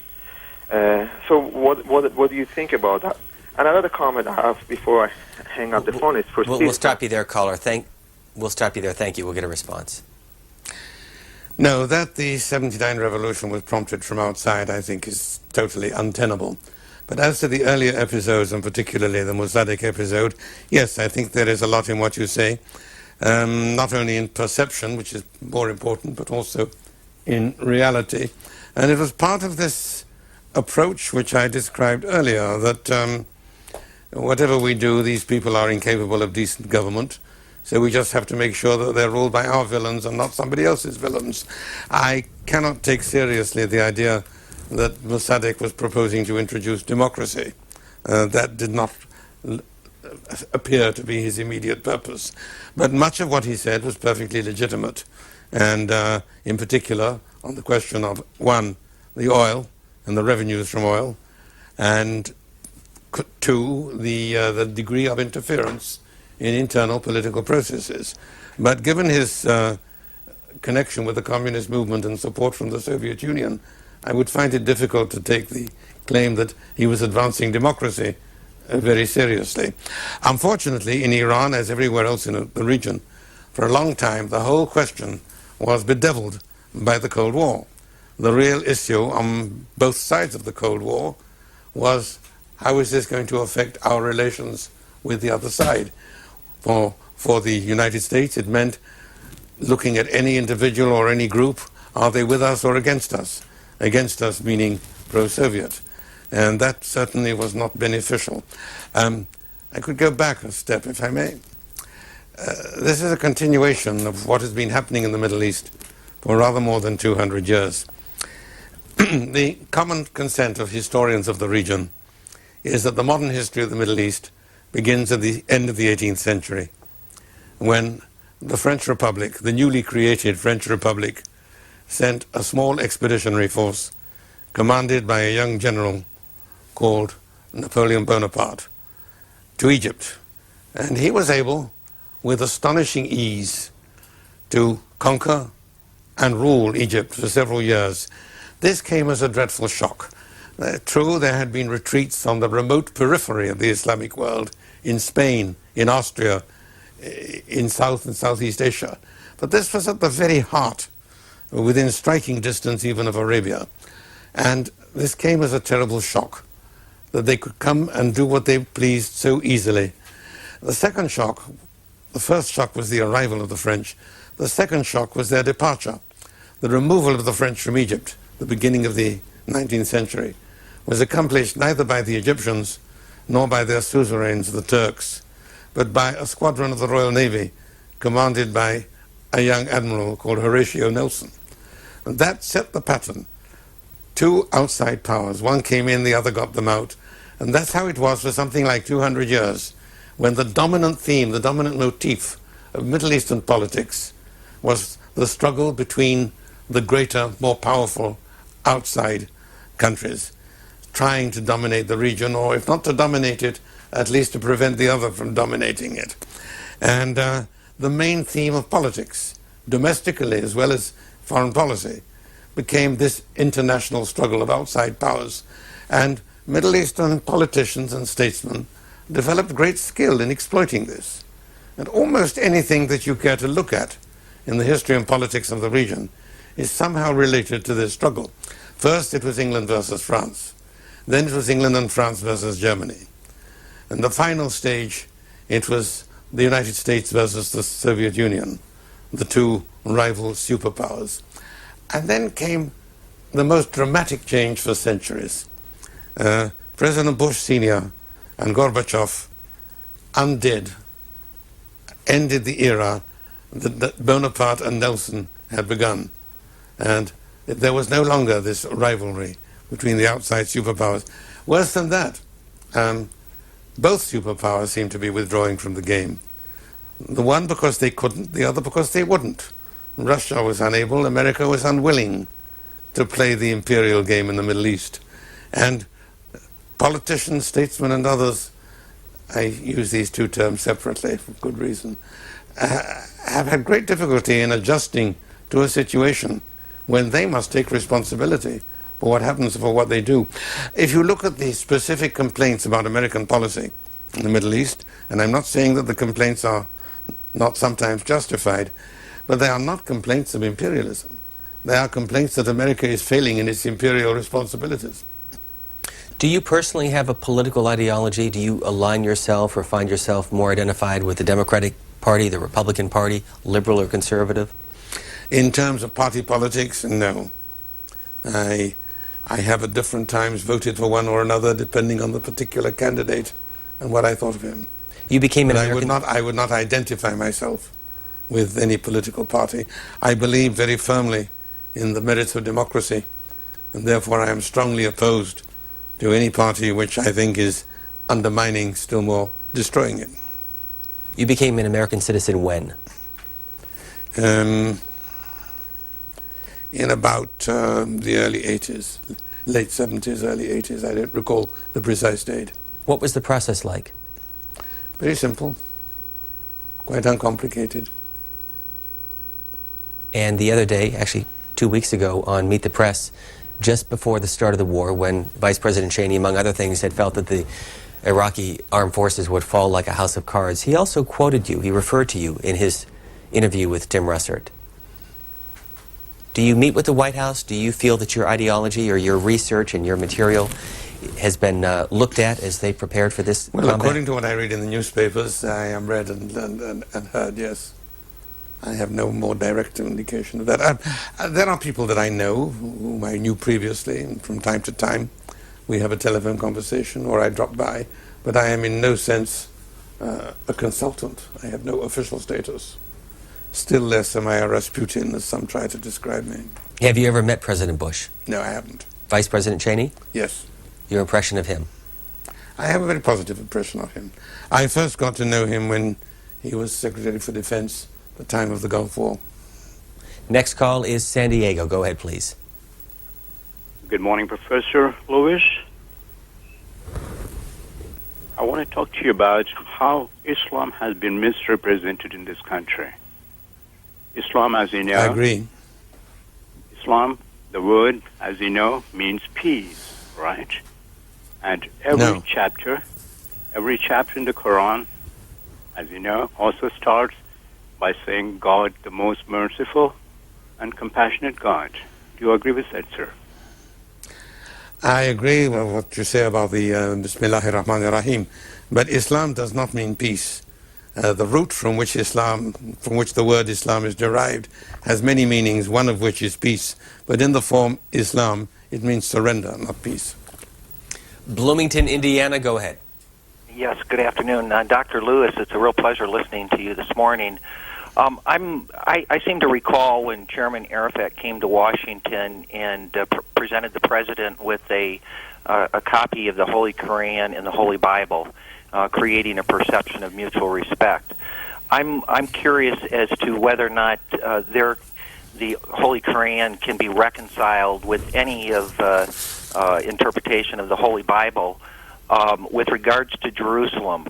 More specifically is that in the Holy Bible it explicitly states the Bible is replete with a promise that the specified land was to be inherited by the Jews, and it's my understanding that nowhere in the Holy Quran is that contradicted. And if that is true, isn't it required upon Muslims to recognize the divine nature of the Holy Bible as it relates to Jerusalem? Well, let's begin with how Muslims view the Bible. The Muslim view is that the Bible, the Old and New Testaments both, were authentic revelations. Revelations from God to the Jews and the Christians. But in the Muslim view, the revelations given to the Jews and Christians were corrupted. They proved unworthy custodians of what had been given to them, so that the texts were corrupted, and that is why a new revelation was necessary. Now, regarding the specific question of Jerusalem, Jerusalem is not mentioned at all in the Quran.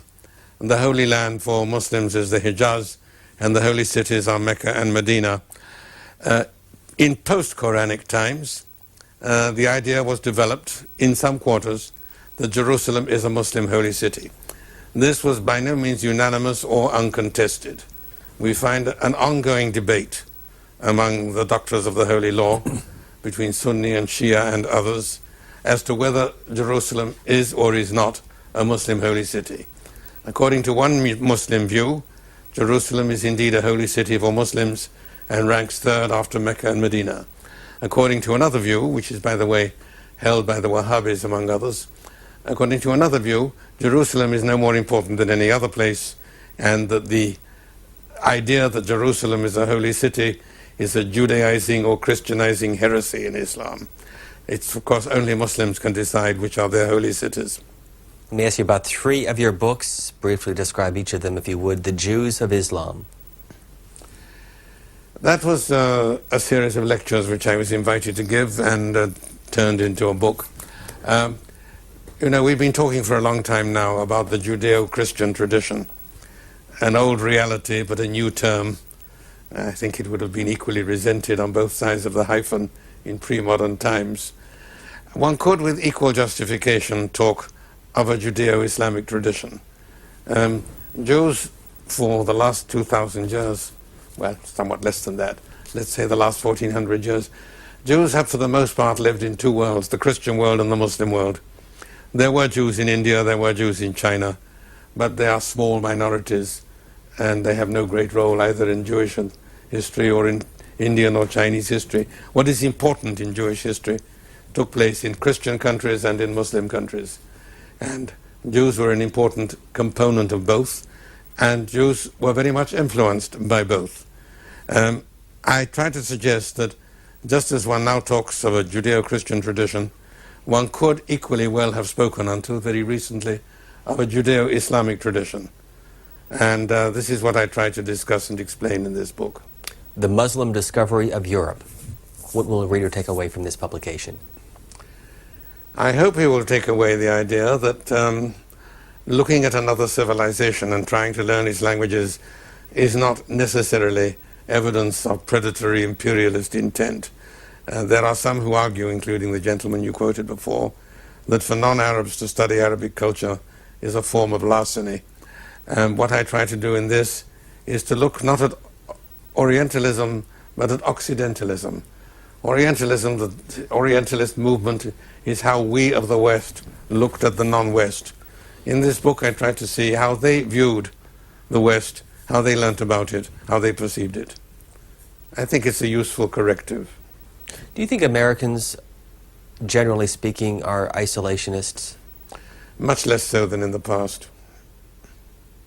But there is a natural tendency to it. I must say, you know, as an American of recent vintage, I find myself instinctively reacting in an isolationist way in some situations.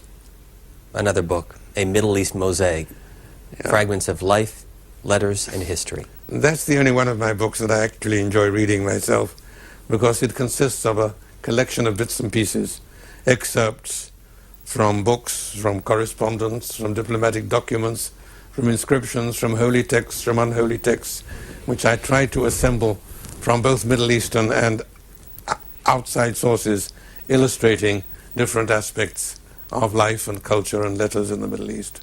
You've written and or edited more than 30 books, and you don't enjoy reading your own works?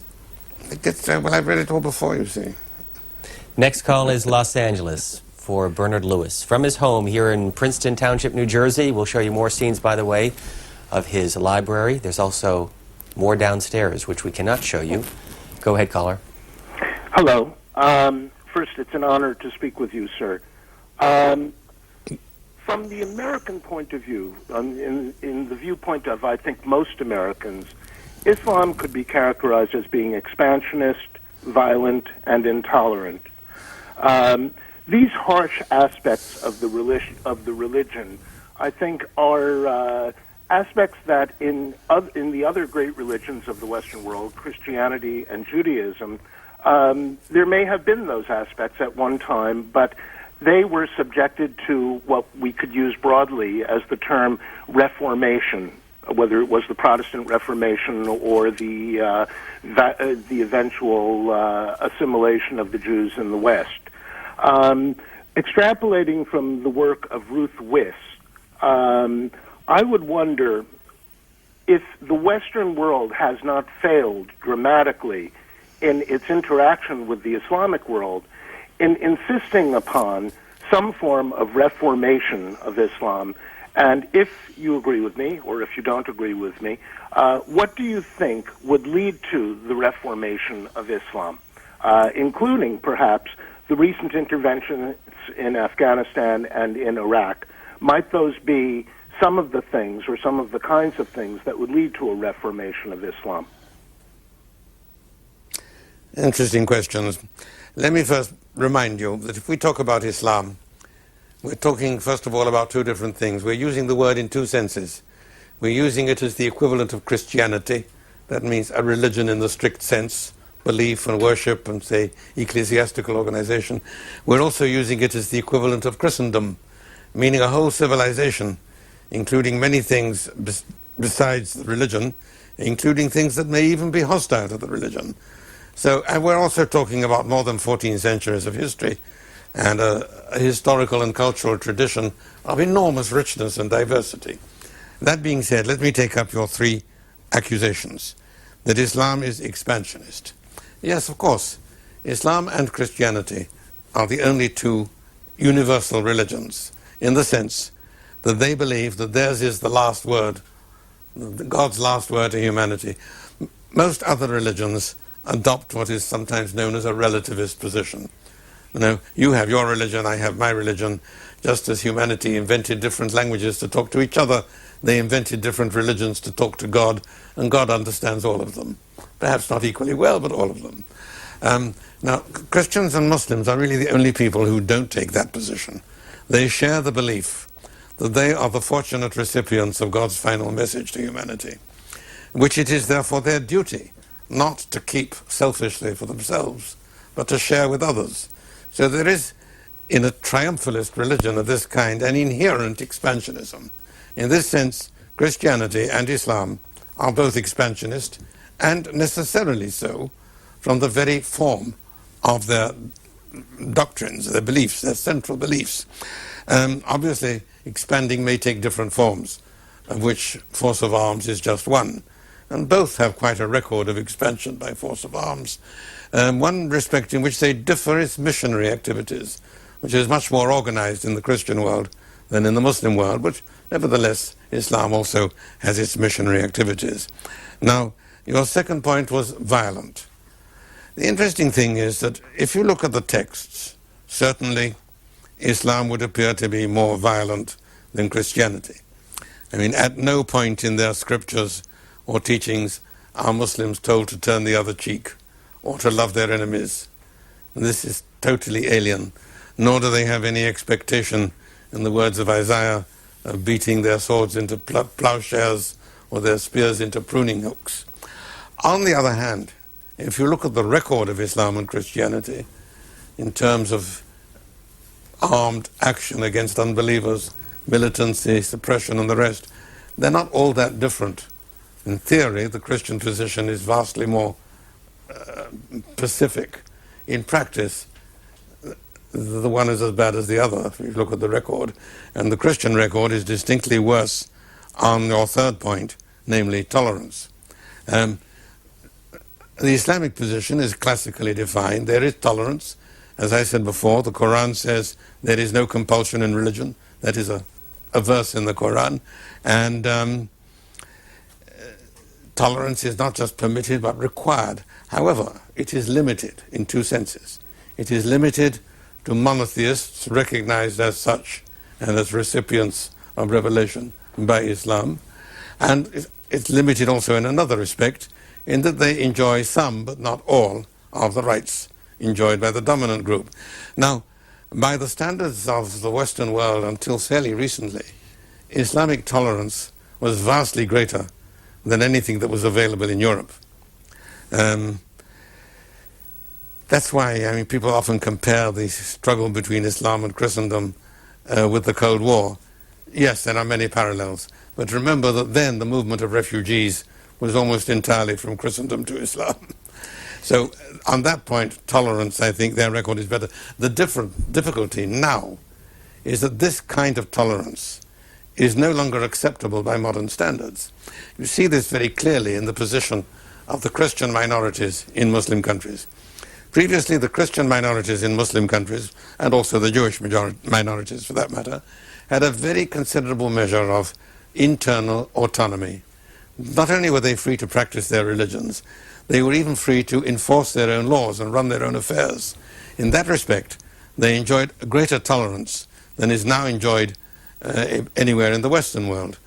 But that changed with the introduction of modern ideas. They brought in the notion of second-class citizens. Yes, they were indeed second-class citizens, but second-class citizenship respected and maintained by law is a lot better than no citizenship at all, which is what happened in the West in the past and what is happening in the East now.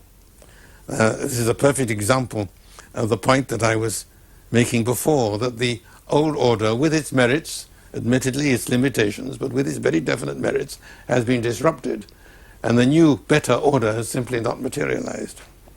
The first Sunday of every month, C-SPAN 2 devotes 3 hours with an in-depth conversation with leading authors, and today we are pleased to be in the home And in the library, Professor Bernard Lewis, who has been in the United States since 1974 as a professor and now Professor Emeritus at Princeton University.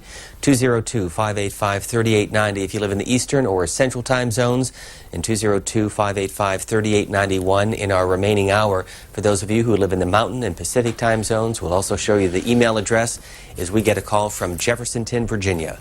Go ahead, caller. Yes, I have a question from Professor Lewis. What he see root and role of religion of the Zoroastrian Old Persian religion in Christianity, Judaism, Islam, and role of the angel and shaitan, we call it. What he think about the root of this old religion in that religion of the new books? That's my question.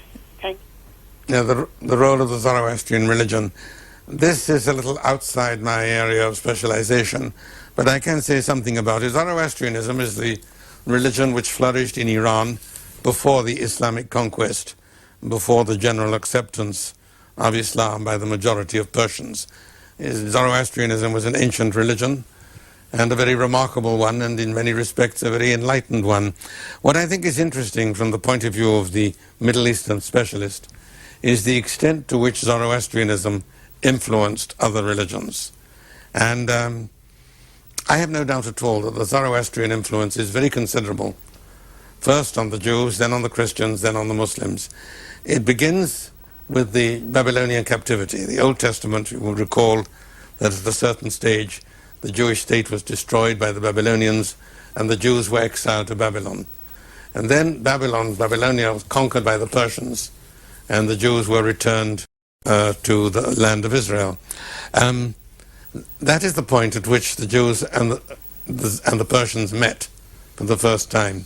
And we know about it chiefly from the Jewish side. We don't have any direct evidence from the Persian side, but there are obvious signs of contact between them.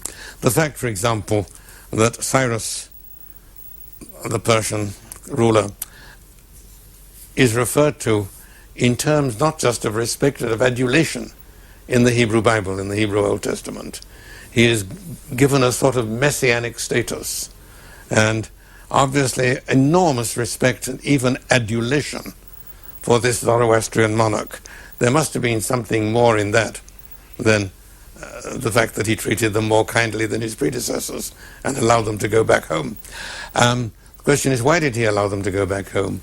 Again, I think one must somehow discern, though it's not difficult, it's very difficult because of the lack of evidence, that these two recognized each other. Remember that virtually the whole of the ancient world at that time was polytheistic and idolatrous.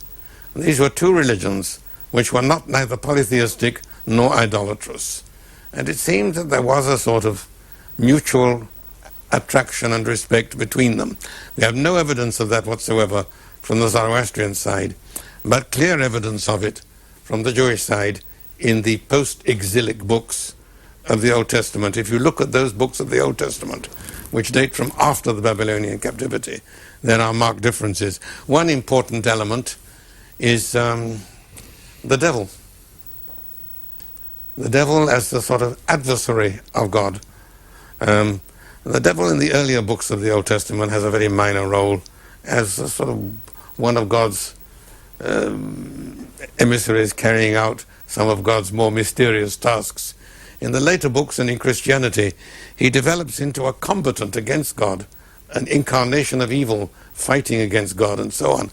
And the idea of evil as something independent is central to Zoroastrian doctrines. Some of the distinctively Christian notions dating back to early times also somewhat resemble Zoroastrian ideas. The idea, for example, of a Messiah of the house of David. Well, the Zoroastrian belief in a messianic figure called the Saoshal, of the sacred seed of Zoroaster. This is a sort of transposition of this into Judaic terms. I think this is a fascinating field of inquiry which deserves better research than I am capable of offering on this field. We continue to move from history to the current events. This is an email from F. Swenson who wants to know how much damage to cross-cultural understanding is being done by the current war. Wars always do damage, but sometimes they can remove obstacles and allow better development subsequently. A lot depends on how the war develops, how nasty it becomes. But after all, the war against Japan was as nasty as could be, but nevertheless it opened the way to the development of a democracy in Japan and friendly relations with Japan. I don't think we're likely to see a Hiroshima in Iraq. In your book From Islam and History back in 1993, you said Saddam Hussein is like Hitler, but without Hitler's charm, like Stalin, but without Stalin's appeal. Yes, I was trying to be funny. But your point is? My point is that Saddam Hussein has all the defects of Hitler, but Hitler, remember, came to power by an election. And through his speeches, he really did have a tremendous impact on people. Saddam Hussein does it by brute force, even to the extent of slaughtering his own people in tens of thousands. Hitler slaughtered a lot of people, but he didn't attack his own Germans. Unless they were Jewish. Right. But those whom he would have regarded as his own Germans. Aryan nation, yeah. Where does that word come from? And how is it relative to Iran? Well, that's related to what you were saying before about Semites. It is used, it came into modern use as a linguistic term, like Semitic. Semitic denoted a group of languages. Aryan denotes a group of languages. The term is, you're quite right, it's the same word as Iran. The name Iran comes from the Old Persian Aryan, which is the same as Aryan. Its basic meaning is noble. These are the noble people. And the Indo-Aryan languages, strictly speaking, are the languages of Persia, the Persian in its various phases, and of India. Most of India, not the whole of India. There are other non-Aryan languages in southern India. Then they made the remarkable discovery that the Indo-Aryan languages, Sanskrit and its descendants in India, Persian in its various phases in Iran, are related, albeit distantly, to almost all the languages of Europe. That the different families of European languages, Slavic, Germanic, Romance and Celtic, are all more distantly related to one another. And if you want to test this, you take sort of basic words like mother, father, brother, or numbers. In Persian, for example, mother is madar, father is pedar, brother is biradar. And these are obviously distantly related to the words which you find in the various languages of Europe. If you look at the map of the region, how much of the Ottoman Empire included, or did it include at all, Iran, Iraq, or other Arab nations? The Ottoman Empire included Iraq, Syria, Lebanon, and the whole of North Africa as far as, but not beyond, the frontier of Morocco. That's to say, it included what is now Egypt, Libya, Tunisia, Algeria, but not Morocco. Eastwards, it included Iraq. It did not include Iran. And there were centuries of warfare between the Ottomans and the Iranians. If Iran means Aryan, what does Iraq mean? Iraq is a local place name. Next call is Stanford, California, for Bernard Lewis. Yes. Go ahead, please. Yes, hello, Professor Lewis. I just want to say that I find your talk and writing extremely illuminating. One of the books, perhaps one of the few books that you haven't mentioned today, is The Muslim Discovery of Europe, which I found particularly fascinating. I just want to say, as an Israeli, I'm concerned for the dangers of vilification and demonization of Islam, but I'm also concerned about the demonization of Israel in the modern Arab media and public sentiments against Israel. And I wonder if you could perhaps shed some light on why that is, and what is the purpose that Israel as a symbol or as an entity serves in the eyes of many to such destructive effect. And perhaps a related question would be, will a more democratic and open Middle East alter fundamentally in any sense that destructive dynamics? Thank you. Thank you, caller. Well, 3 points. First, Jews, second, Israel. They overlap, but they're not identical. And third, what hope from democracy? First, about Jews. Now, in the past, there was, of course, hostility to Jews. This is normal. People of a different religion, a different ethnic group, a different origin, always arouse mistrust and suspicion. But this was not specific to Jews, and it was in no way different from hostility to other ethnic groups. On the contrary, until in pre-modern times, Muslims generally looked rather more kindly on Jews than on Christians, for the obvious reason that Jews were not seen as a threat. Christians were. Christianity was the rival world religion. The Christian empires were constantly engaged in struggle with Islam. Now, that changed with the growth of European influence and the introduction to the Arab and Islamic world of European-style anti-Semitism. By that I mean a hatred which is not what you might call normal human hatred, which has a kind of psychological, neurological, and theological content, ascribing to the Jew a sort of mythic quality of evil. Now, that was first introduced by Christian missionaries and spread very slightly among the Christian minorities in the Arab world. It had little or no effect on the Muslim majorities. The great change came in the 1930s, when the Nazis began their intensive propaganda campaign in the Arab world and introduced Nazi-style anti-Semitism. And because of the state of conflict, they had a ready response to it. From then until now, the influence of Nazi-style anti-Semitism has been steadily growing and deepening. It is now a part of the discourse in virtually every Arab country and at every level of education and society. This is really one of the most appalling problems that we have to confront, the demonization of the Jew and of Judaism in every sense, which one finds in school books and as well as in newspapers, television programs, and the like, even in countries which have peace treaties with Israel, like Egypt. Second, the importance of Israel. Now, obviously, the question of Israel-Palestine is a very important one and is deeply felt. But let me point to two oddities. When Osama bin Laden issued his famous declaration of war on the United States, which was published in February 1998, he lists his grievances.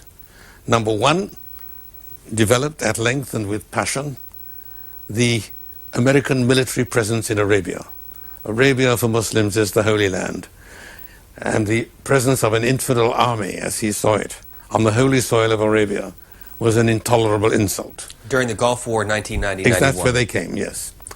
The second grievance, again developed with great passion, is, as he puts it, the American use of that base in Saudi Arabia for an attack on Iraq. Iraq is not holy, but Iraq was the seat of the caliphate for half a millennium in the greatest age of Muslim power and glory. Third, very briefly, 2.5 lines, is American help to the statelet of the Jews. He even uses a dismissive diminutive form, the Duwailat al-Yahud, the statelet of the Jews. Third, and obviously very much last, these grievances. A more recent one, put out in his name, letter to the Americans, again lists grievances.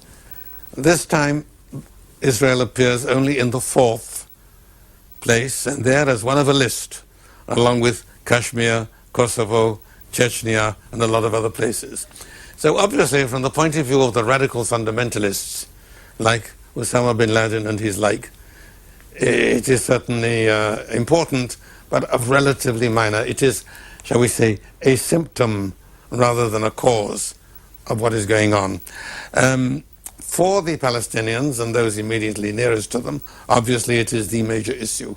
But in the conflict as a whole between the Islamic world and the West, it is one of a list. And I would say that it is not the Palestine issue that makes the problem insoluble, but the other way around.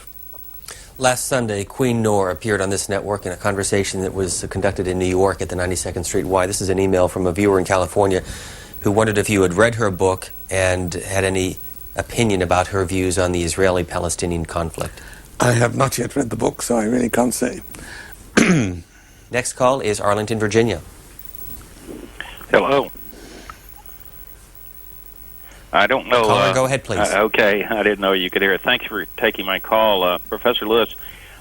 Two questions, really. The first question is, could you give a little brief history of the Sykes-Picot Agreement and what impact the Sykes-Picot Agreement and what impact that had on the Middle East currently, how it was divided after the Ottoman Empire, and what relevance do you think that division has had today? And the second question is the Baha'i faith, I believe, in Iran. The Iranians have, as I understand, have persecuted the Baha'i. And could you talk a little bit about who the Baha'i are and why they're being persecuted? Thank you very much. Thank you, caller. And for those who are not students of this part of the world, what was the agreement?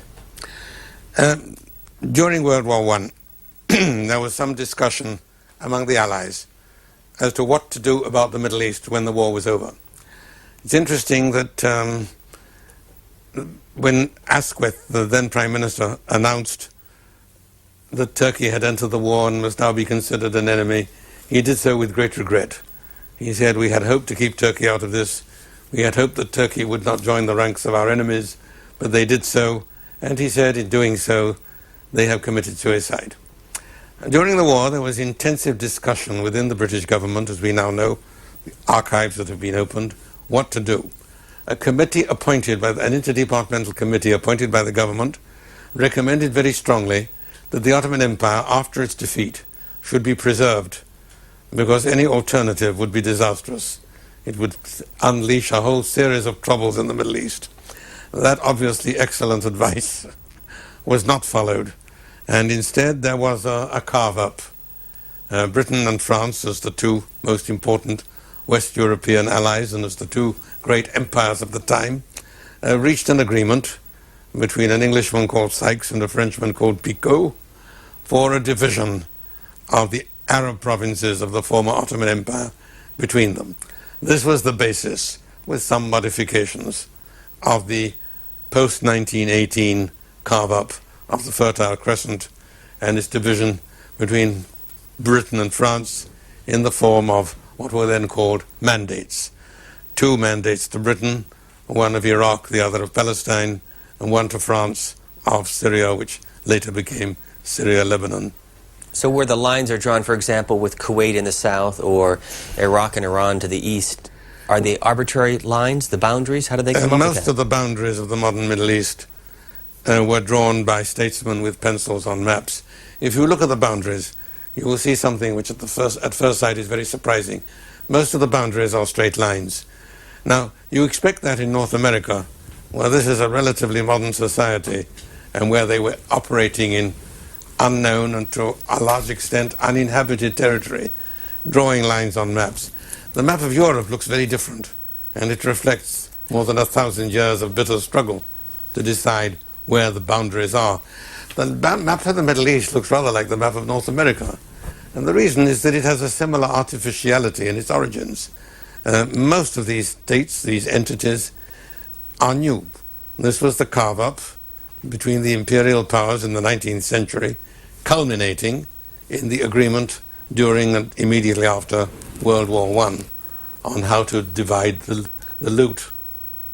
Before we go back to calls, can you just briefly go through your life? You were born in London. I was born in London, yes. Served in the 1930s during the advent of World War II. Begin at that point and take us through the present day. Begin with the outbreak of war? Well, with the outbreak of war, naturally, I volunteered, offered my services. I was interviewed, and they were very interested in the fact that I knew some Arabic. And they told me, to my utter horror, that they would send me to a cavalry unit for basic training. And I said in horror, but cavalry? I mean, this is 1939. And they said, yes, we still have cavalry. I said, but I've never ridden a horse in my life. And they said, well, that's better. We prefer it that way. Then you won't have any bad habits we have to rid you of. And then he looked at me very severely and said, young man, have you ever heard of Lawrence of Arabia? And I said, yes, of course.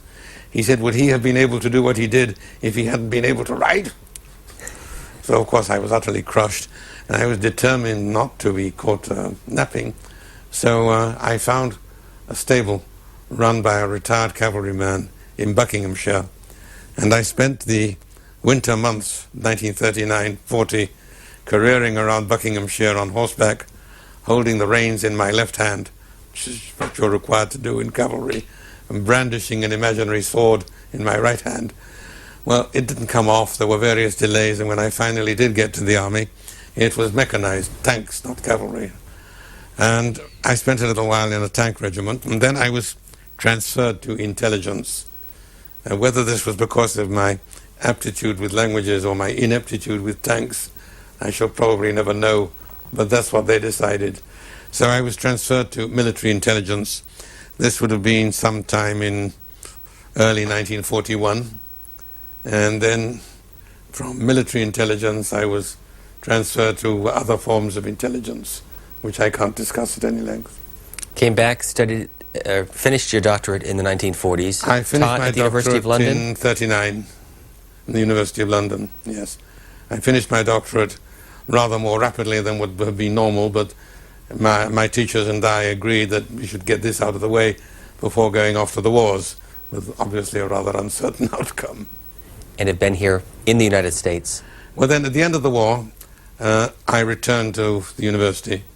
I managed to get accelerated release. I returned to the university on the 1st of September 1945, having learnt a great deal about the modern Middle East. My studies had been entirely medieval. My wartime activities were obviously not concerned with medieval history. And I was both impoverished and enriched by my wartime experience. I had to learn my craft again as a scholar and as a teacher, but I certainly knew a lot of things that I wouldn't otherwise have known. And then I continued teaching in the University of London until September 74, October into this house, but September to Princeton, for a joint appointment at Princeton University and the Institute for Advanced Study. Have you ever thought what your legacy will be? No, I'm much too young to think about that. Next call, Seattle, Washington, for Bernard Lewis. It's a good answer. Hi. Go ahead, caller. Yes, I am a 10th generation American who converted to Islam after reading the Quran one time. And I have to tell you, I've waited almost 20 years for this day to speak to you. I'm one of your critics, and the quote from Edward Said, the July 2002 article, where he criticized you and felt you were doing harm with relations with Muslims, I have to say that quote reflects my views, and it reflects the views of many Americans, both Muslim and non-Muslim. I have always wondered, and I've often said about you, that I think your problem is that you speak too much from your head and not enough from your heart. And I've often questioned how someone could devote their life to studying a religion that they don't believe in and that they never were drawn to by love. Thank you, caller. Interesting, I have just recently been accused of the exact opposite, that in speaking of the possibility of creating a democracy in Iraq, that I was speaking from my heart and not from my head. Regarding criticism, yes, criticism is fair, but I think criticism should be related to realities. I am perfectly willing to discuss criticisms based on what I believe and what I say and what I write, but not those who attribute to me the absurdest of doctrines in order to facilitate refutation. On the question of reception in the Arab world and the Muslim world, most of my books have been translated into Arabic and Persian and Turkish, some also into Malay and Indonesian, and widely read in those countries, including this new book, What Went Wrong. The publishers have already signed contracts with publishers in Turkey and, believe it or not, in Saudi Arabia to produce translations of these. Most of my books have been translated in Iran without contract or the like, because they are not signatories of the Copyright Convention and can do what they please. The one which gave me most satisfaction was a book which was originally published under the title The Middle East and the West, and has since been republished under another title, The Shaping of the Modern Middle East. This was translated about the same time into both Arabic and Hebrew. The Hebrew translation was done by the Israeli Ministry of Defense. The Arabic translation was done by the Muslim Brothers. And I felt that if I could win the approbation of such diverse readerships, I must be doing something right. And there's a preface by the translator in the Arabic version of that book, in which he says, I don't know who this man is or what he is, but one thing is clear, he is either a candid friend or an honest enemy who disdains to falsify the truth. I like that. 53 years ago, you wrote the following. The Arab people have a choice of several paths, merging their own culture and identity in a larger and dominating whole, or they may turn their backs on the West and pursue the mirage of a lost theocratic ideal. Can you elaborate? Yes, I think what I had in mind was a point which was made by Kemal Atatürk, the first president of the Turkish Republic, on various occasions. He said that, all this talk about your civilization and our civilization, and this civilization and that civilization, is beside the point. He said at any one time, there is only one modern civilization, the one that is alive, advancing, developing. And one either joins modernity or one is uncivilized. And this modernity has its roots in the West. It has earlier roots before that in other places. This modern civilization is no longer by any means purely Western. It now has important contributions from East Asia, from South Asia. Japan, Korea now, and other places are very much part of this modern civilization. And what I meant was that the people in the Arab world and in some other regions have the choice. They can become part of this modern world, contributing to it as well as receiving from it, or they can pursue this illusion. We know where the illusion has led them so far, and it can only get worse. There is no redemption in that direction unless you accept the beliefs of the so-called Muslim fundamentalists, that the future will mean the overthrow of this corrupt, decadent, idolatrous Western civilization and the universal triumph of Wahhabi-style Islam. More from the library of Bernard Lewis. By the way, have you read most of the books here? I've read a lot of them. I couldn't give you a statistical count. In my profession, you very rarely read a book from cover to cover. We develop a technique of reading what is relevant and what concerns us, and then deciding if it's worthwhile to read the whole book. It's a kind of tasting technique. It's also what the French call lire en diagonale, reading diagonally. Is there a book that you would recommend for people who want to learn more about Islam? A primer of sorts? About Islam as a religion? Well, there's a rather old book by my illustrious teacher, Sir Hamilton Gibb, on Islam, which is now quite old, but I don't think it's in any way out of date. You can see how old it is by the title it has. It's called Mohammedanism, which nobody would say nowadays. He didn't want to at that time, but his publishers insisted on it. I think as an elementary introduction to Islam, that's as good as any that I know of. If you want an Islamic viewpoint, there's some very interesting writings now by a Muslim in this country called Kibani, Sheikh Muhammad Hisham al-Kibani. He is a Sufi and a Naqshbandi, and he represents the very antithesis to Wahhabi-style Islam. McLean, Virginia, you're next. Thanks for calling. Professor Lewis, it's a pleasure to talk to you this afternoon. I have two questions for you. One is in light of recent events, especially 9/11. As Professor Huntington is phrasing it, are we dealing with clashes of two civilizations? Or as Dr. Jonathan Sachs believes, these clashes happen when one civilization tries to impose itself on another civilization. My second question is effect of globalization on Arab world. I'll hang up and listen on the television. Thank you. Well, the clash of civilizations, of course, is a very much discussed topic. You see, when one civilization tries to impose itself on another, this was the case in the past. Now the imposition is still there, but it's mostly involuntary. It comes through the ubiquity of modern communications. I mean, the United States is not trying to impose McDonald's and Coca-Cola on the world. Mostly they import them of their own free will. The same is true of television programs and the rest. But yes, there is certainly an important element of truth that one of the reasons for conflict is the feeling, the perception that some other civilization is dominant, that it is establishing and deepening its dominance, and that this is a threat. I don't think it need be a threat, but I can understand that some perceive it as such. The first question, I don't remember. I'm sorry. We'll go to San Diego. Go ahead, please. Yes.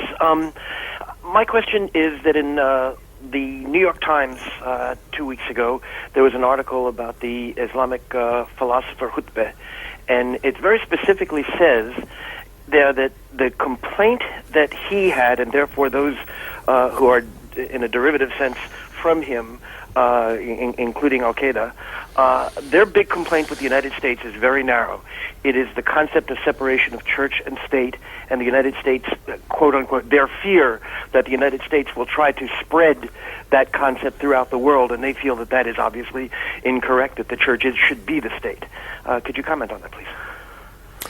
Yes, the same point is made in the recent letter to the Americans that was published in the name of Osama bin Laden, though I'm not sure that he is actually the author. The style is somewhat different from his earlier writings.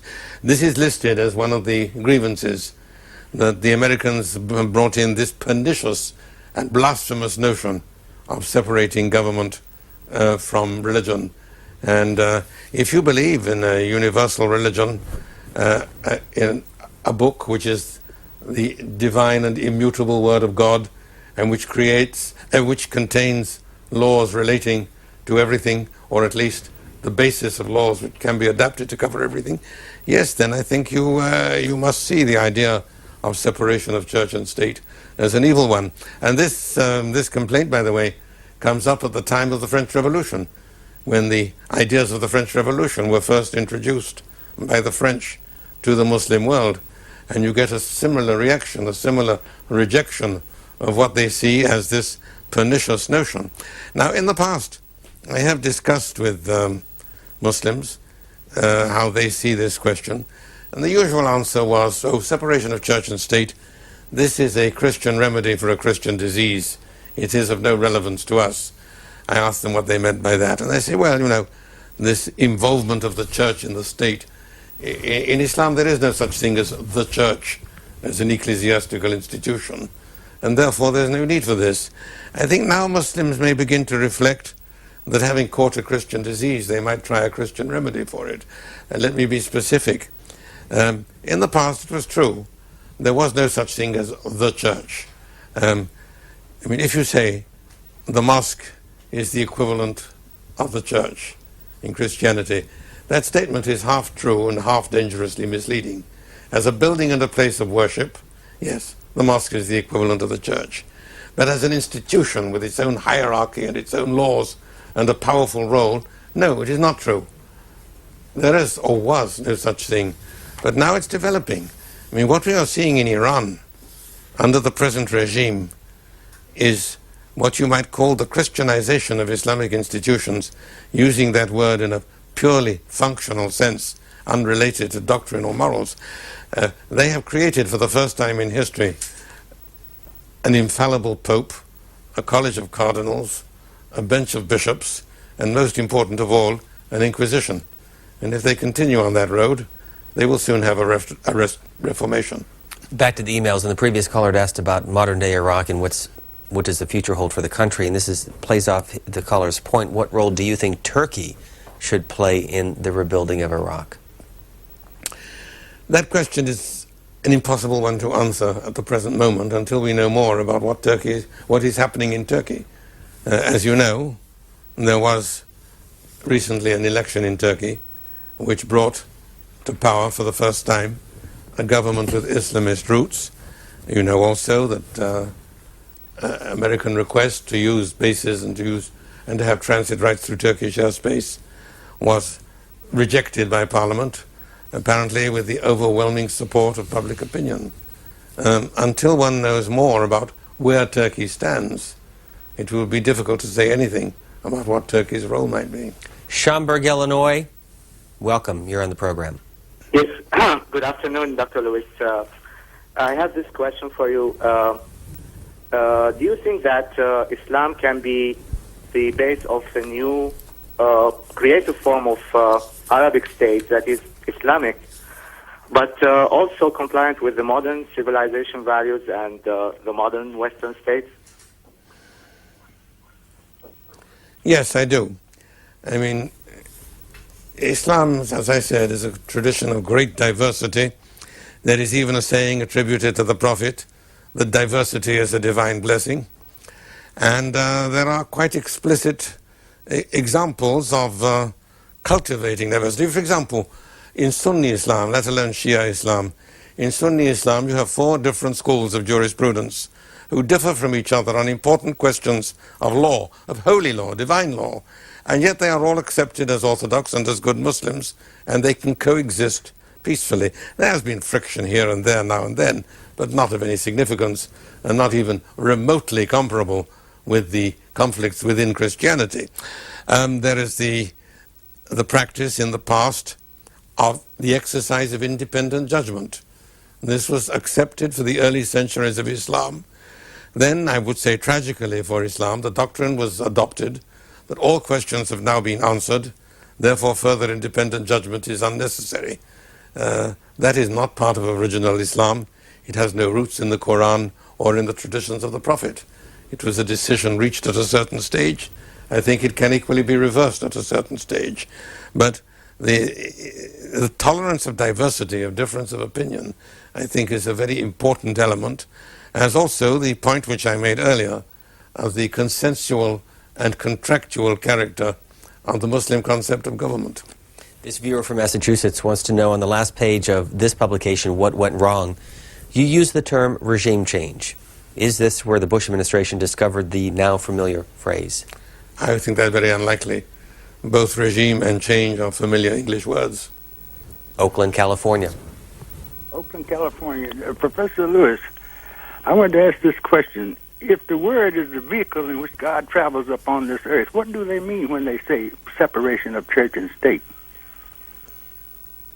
Sorry. He's talking about the separation of, you can elaborate, caller, if you want, but he's asking about the phrase separation of church and state. Are you talking particularly with regard to the Arab world, or what the U.S. influence may have on Iraq or Iran or Turkey or other nations? Professor Lewis, if the word is the vehicle in which God travels upon this earth, what do they mean when they say separation of church and state? Thank you for that clarification. I see, thank you. Now I understand what you mean. Now, if you accept that basis, then obviously this separation is meaningless. How has Turkey been able to do it? By not accepting that definition of the role of religion in public life. In Turkey, they legislated separation of church and state.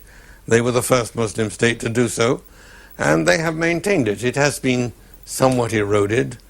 For example, a number of years ago, they reintroduced religious teaching in the schools, which had previously been forbidden, as in the United States. But they maintain the principle, and some other Muslim countries seem to be moving in that direction. The point is, I think, that in the past it wasn't an issue. It has become an issue with the development of institutions in Islam that are obviously modeled, consciously or more probably unconsciously, on the Christian churches. There's no such thing in the Islamic past as this hierarchic institution. There are no popes or bishops in Islamic history. The emergence of their equivalents is very recent. Seattle, Washington. Good afternoon. Yeah, Bernard Lewis, it's good to talk to you. I feel quite honored. Earlier there was a question missed about the Baha'i faith, and I certainly would like I'm to sorry, yes. I'm sorry, that was the one I left out. My apologies. There's a very important difference between the Muslim attitude to Christianity, Judaism, and sometimes also Zoroastrianism, and these others, because they were previous. Now, if you see religion as a sequence of revelations, Previous ones may be tolerated. From a Muslim point of view, Judaism and Christianity were true religions. Their followers proved unworthy custodians of the truth that had been given to them. The truth was adulterated.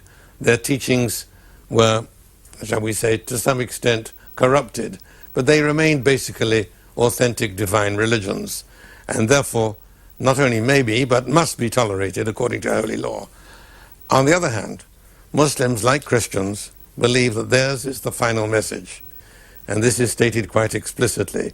Muhammad is the last prophet. He is the seal of the prophets. Therefore, any post-Islamic religion, from that point of view, must be seen as evil, as noxious, as blasphemous, particularly if it arises within the Islamic world. Hence the very severe repression, persecution of post-Islamic movements within the Islamic lands. The Baha'is are the best known, the Ahmadiyya, another. This follows from the logic of Muslim beliefs. Do you have more books in you? I hope so. What would you like to write about next? Well, the next one I plan to do is a book on Islam and democracy. There is so much being said about it that I think I'd like to examine it more closely. Philadelphia, go ahead, please. I've long studied your works in graduate school, and I greatly appreciate being able to speak with you. I was wondering whether you could comment on pre-Mohammedan Islam, perhaps as exemplified by the Dome of the Rock from, say, about from Muhammad until around the 8th century, when the word of the prophet became more significant than it was earlier. I think that the Dome of the Rock did not have any Islamic writings on it as we would recognize, and I wonder whether you could comment on that, please. Oh, but it depends what you mean by Islamic writings, but the Dome of the Rock in the inscriptions contains some very clear statements. There are verses from the Quran inscribed in the dome which say he is God, he is one, he has no peer, he does not beget, he is not begotten. That is clearly a polemical statement against certain basic Christian dogmas, and that reinforces the impact of the site and the appearance. The Dome of the Rock was built on the Temple Mount, the place where, according to tradition, the ancient Jewish temple was situated. It was built in the architectural style of such early Christian monuments as the Church of the Church of the Ascension, the Church of the Holy Sepulchre, and it contains these quite explicit statements against Christianity.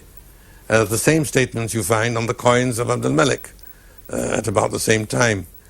He is one, he has no peer, he does not beget, he is not begotten. I think it's quite clear what that is about. In effect, it's the caliph saying to the emperor in Constantinople, your religion is superseded, mine has taken over, your empire has finished, the empire is now ours. Los Angeles, go ahead, please. Good morning, Mr. Lewis. In your book, The Jews of Islam, you have mentioned early part that there are two misconceptions that jihad never happened outside of Arabia. I'm an Iranian Shiite Muslim. All historians, Persian historians, unanimously say that jihad did happen. In fact, 5 years after the death of Muhammad, Omar got some army together and declared jihad on the soil of Persia. You have used a self-indulgent example saying that the Quran should be held in the right hand and all the Arabs with the sword in left hand, the Quran in right hand. And this, of course, you know, the Quran was made 200 years after the death of Muhammad. It wasn't in any shape that they could keep in the right or left hand, or the Arabs could not read and write at that time also. Would you comment, please? Well, there is a certain amount of modern critical scholarship about the authorship and assemblage of the Quran. No doubt about that. And there are some who maintain, this is by no means universally accepted, that the Quran in its present form did not come into existence until centuries after the Prophet. There is such an opinion. It is certainly not the accepted Muslim view. The Muslim view is that the Quran is the revelations vouchsafed to Muhammad during his lifetime and then put together in writing. Literacy was rare among the Arabs, but they did have a written language, they did have writing, and the Quran was committed to writing at an early date. Now, the point I was making that you quote was that there is a sort of common image which one finds in Western writing. The spread of Islam was the ferocious Saracen warrior mounted on his horse with the Quran in one hand and the sword in the other, saying, choose Islam or death. I was trying to dramatize the absurdity of this picture of early Islam by making the point that it was also impossible unless you presuppose a race of left-handed warriors, since the left hand by tradition is reserved for unclean purposes, and they would never raise the Quran in the left hand. The point, of course, is clear. Certainly Islam did expand by conquest, as you rightly say, after the death of the Prophet, but very soon after the death of the Prophet. During the Prophet's lifetime, it was within Arabia, starting from Medina, then to Mecca, and then to other places in the Arabian Peninsula. According to Muslim tradition, already during the lifetime of the Prophet, he sent letters to the rulers of the world in Persia and Byzantium, summoning them to embrace the new faith. There is question among modern critical historians as to the authenticity of these letters. But again, I'm saying the Muslim tradition and perception. And then this was brought. Now, according to the Muslim view, they did not make war in order to convert people to Islam, but in order to remove obstacles to their conversion. As long as they were under infidel rule, they would not be permitted to embrace the new and true faith. So the purpose of conviction, and I'm giving you the Muslim view, the purpose of the conviction is to remove obstacles so that people may then freely choose whether they wish to retain their faiths, which they are allowed to do, or become Muslims. How religious are the Arab people, generally speaking? If by religious you mean attach importance to religion in life, then much more so than in the Western world. I mean, the Islamic world is still Muslim in a far greater and deeper sense than one could say that the Christian world is Christian. And you can see this simply by the definition of identity. There is an organization of the Islamic Conference which groups together more than 50 states who have nothing in common, many of whom have nothing in common other than their Muslim faith. During the Cold War, it included pro-Soviet and pro-Western countries, as well as neutralists of a variety of shades of neutrality. It is part of the constitution of most Muslim states that have a written constitution. And in Saudi Arabia, we are told that it is the constitution. They say we have no need of a constitution, the Quran is our constitution. It is also very much more important than in the Western world as a basis for identity. As I remarked in my book, in the Western world we think of a nation, the territorial and to some extent ethnic nation, as the basic identity and allegiance, and the nation may be subdivided into various religions. With them it's the other way around. One thinks the primary identity is religious, and it's subdivided into nations. Next call comes to us from Cincinnati for Bernard Lewis here in Princeton, New Jersey. Go ahead, caller. Cincinnati, are you with us? Let me go to an email from a viewer who says, what was Iraq like before Saddam? What was its government? Its government was a constitutional monarchy. When the British and the French established the mandates, the French in Syria, the British in Iraq, Palestine's a special case for obvious reasons. But in those, they established governments in their own image. These were not assigned to Britain and France as colonies. They were assigned as mandates with the specific task of preparing them for independence. And neither country, neither Syria nor Iraq, had direct colonial rule of the kind that existed in Asia and Africa. They created local regimes in gradual stages. They created governments in their own image. The British created constitutional and parliamentary monarchies, the French created unstable republics. Now, of course, they've all gone. But they worked for a while. The last decent constitution of Iraq was a parliamentary monarchy with an elected parliament and a limited power monarchy. And I think it was developing in a quite promising way. And one of the reasons for cautious optimism, I think, is that they do have a past in democracy. Brief and experimental, yes, but nevertheless it worked for a while. Are you optimistic with regard to Iraq? Do you think that they will come out of this a more democratic country, maybe a stronger country? Yes, I do. I would describe my position as one of cautious optimism. And the components of caution and optimism vary from day to day, but I would still call it cautious optimism. Do you think war was inevitable? It was made inevitable. It need not have been inevitable, but since it happened, it obviously was inevitable. Explain. What do you mean? How can one say whether something is inevitable? If it happened, it was inevitable.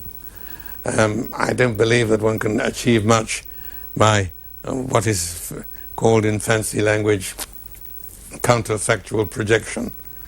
If you change one thing, you change everything.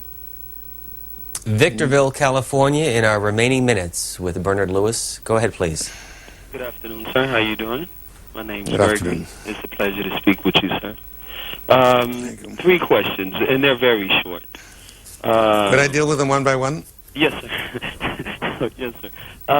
First of all, a general question is, what is the significance of the crescent moon and star in the zodiac and in astrology? Because it seems most Islamic states or nations use that as a symbol to communicate. Another question is... Thank you, caller. We'll come back. Yes, the crescent as an emblem is really much misunderstood and misrepresented. We, by we I mean human beings, we tend to see others in terms of ourselves. And the cross has an obvious centrality and importance for Christians. It is an emblematic representation of the central event in their history and the central dogma in their faith. There is no equivalent in Islam. And it was Christians, really, more than anyone else, who made the crescent an emblem of Islam. It was used as a decorative theme. We find it in mosques. We also find the 6-pointed star in mosques and various others. It was that, no more. It became something of an emblem for the Ottoman Turks, but more an emblem of the Ottoman state and dynasty than of Islam as such. We have, for example, in the Topkapi Palace Museum in Istanbul, a pair of pants worn by Sultan Suleiman the Magnificent, decorated with crescents. He would hardly have decorated his pants with them if it had been a religious emblem. It gradually developed into a religious emblem as the equivalent of the cross. But it is not inherently or essentially Islamic, and it has no very remote past beyond the Ottoman period. Victorville, California, you want to follow up? Yes. Thank you, sir. I really appreciate that answer, that feedback. And what would Islam, and what would Western ideas and creed affect the way that democracy would develop in the Eastern region? Basically, how would Western ideas and creed really affect the development of democracy in the Eastern region?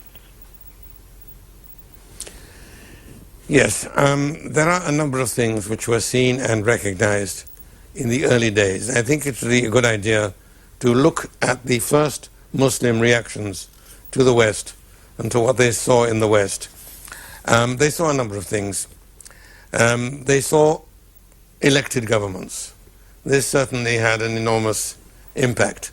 And there were many who believed that this was the secret of Western success, of Western power and greatness. So they experimented with elected assemblies and written constitutions with very limited success. There were others who saw the ultimate secret of the West in the economy, and more particularly in the factory. And they built factories by government order That didn't work too well either. There were some who saw it in weaponry, of course. The more perceptive ones look further than these and see these as manifestations rather than as origins of the change, and they refer to other things, in particular to two, which I think are particularly important. One is freedom of thought and expression. The fact that you can question anything, you can argue about anything, and this was seen as enormously important. And some go further to see the role of religion, not as what it was originally, but as what it had become in what they called the decadent phase of Islam, when it had become obscurantist and oppressive, which it had not been previously. And then many refer to what I think myself is probably the most important single difference between Islamic and Christian civilization. That is the position of women. They look at this to begin with wonderment. You have, for example, a late 16th century Ottoman historian whose job was to record the events of the day as they happened. And at one point he records the arrival of an English ambassador, and he notes two astonishing things about the English ambassador. One was the ship in which he came, a ship which he said traveled thousands of miles and carries almost 100 guns. This was, of course, a ship built for the Atlantic, and therefore much bigger and tougher than the ships built to the Mediterranean or the Indian Ocean. It was more maneuverable, and it was more effective both in commerce and in war. The other thing, which was even more extraordinary, was the monarch who had sent this ambassador. A woman, he says, in utter astonishment. A woman who rules her inherited realm. We find similar astonishment some years later in the report of a Turk who went to Vienna as part of a diplomatic mission and writes, he said, I wouldn't have believed this if I hadn't seen it with my own eyes. The emperor himself is riding along, and a woman comes in the opposite direction, and the emperor dismounts and raises his hat to salute her. This astonishment goes on and grows. They often speak with horror and disgust of the obscene freedom and license allowed to women in the Western world. You have a Moroccan ambassador in Spain, for example, in Spain of all places, who complains of the free and easy ways of Spanish women and the lack of manly, virile jealousy on the part of Spanish men. This in 17th century Spain, can you imagine? It comes into the open, the first time to my knowledge, in 1867, when a Turkish writer puts it quite bluntly. He says, the reason for our backwardness is the way we treat our women. And we cannot hope to keep up with the modern world if we only modernize half the population and entrust the education, even of the other half, to downtrodden and ignorant mothers. This point was taken up by Atatürk. One of the first things he did on becoming president was a campaign for women's rights. Now, anything less likely than an Ottoman pasha and a general campaigning on a feminist platform would be difficult to imagine. But he knew what he was doing, and he made his case with his usual terseness and clarity. He said, our most urgent task today is to catch up with the modern world. We will not catch up with the modern world if we only modernize half the population. Now, the position of women in the Christian world was very far from one of equality. In many respects, it was very poor. In all respects, it was inferior. In one respect, it was worse than the position of women in the Muslim world, that is, in the property rights of married women. But all in all, the position of women was vastly better in a society which prohibited both polygamy and concubinage than it was in the Islamic society. As a way of concluding, in your conclusion of the book, What Went Wrong, you talk about the pitfalls that await democracy in a Muslim world. But can a democracy work? Yes, I think it can work, but one should have no illusions. It would be a slow and difficult process. One of the difficulties is that a democratic party, by its very nature, must allow freedom of action and propaganda to those who want to overthrow democracy, whether in the name of religion or anything else. And their opponents are under no such disability. If they come to power, they are free to suppress those with whom they disagree. This is a continuing problem and a difficult one. That's why I say the process must be gradual. A free and fair general election is the culmination, not the inauguration, of a process of democracy. Professor Bernard Lewis, thank you for allowing us to spend 3 hours in your home, in your library, and sharing with us your thoughts on the situation in that part of the world. Thank you. Thank you very much.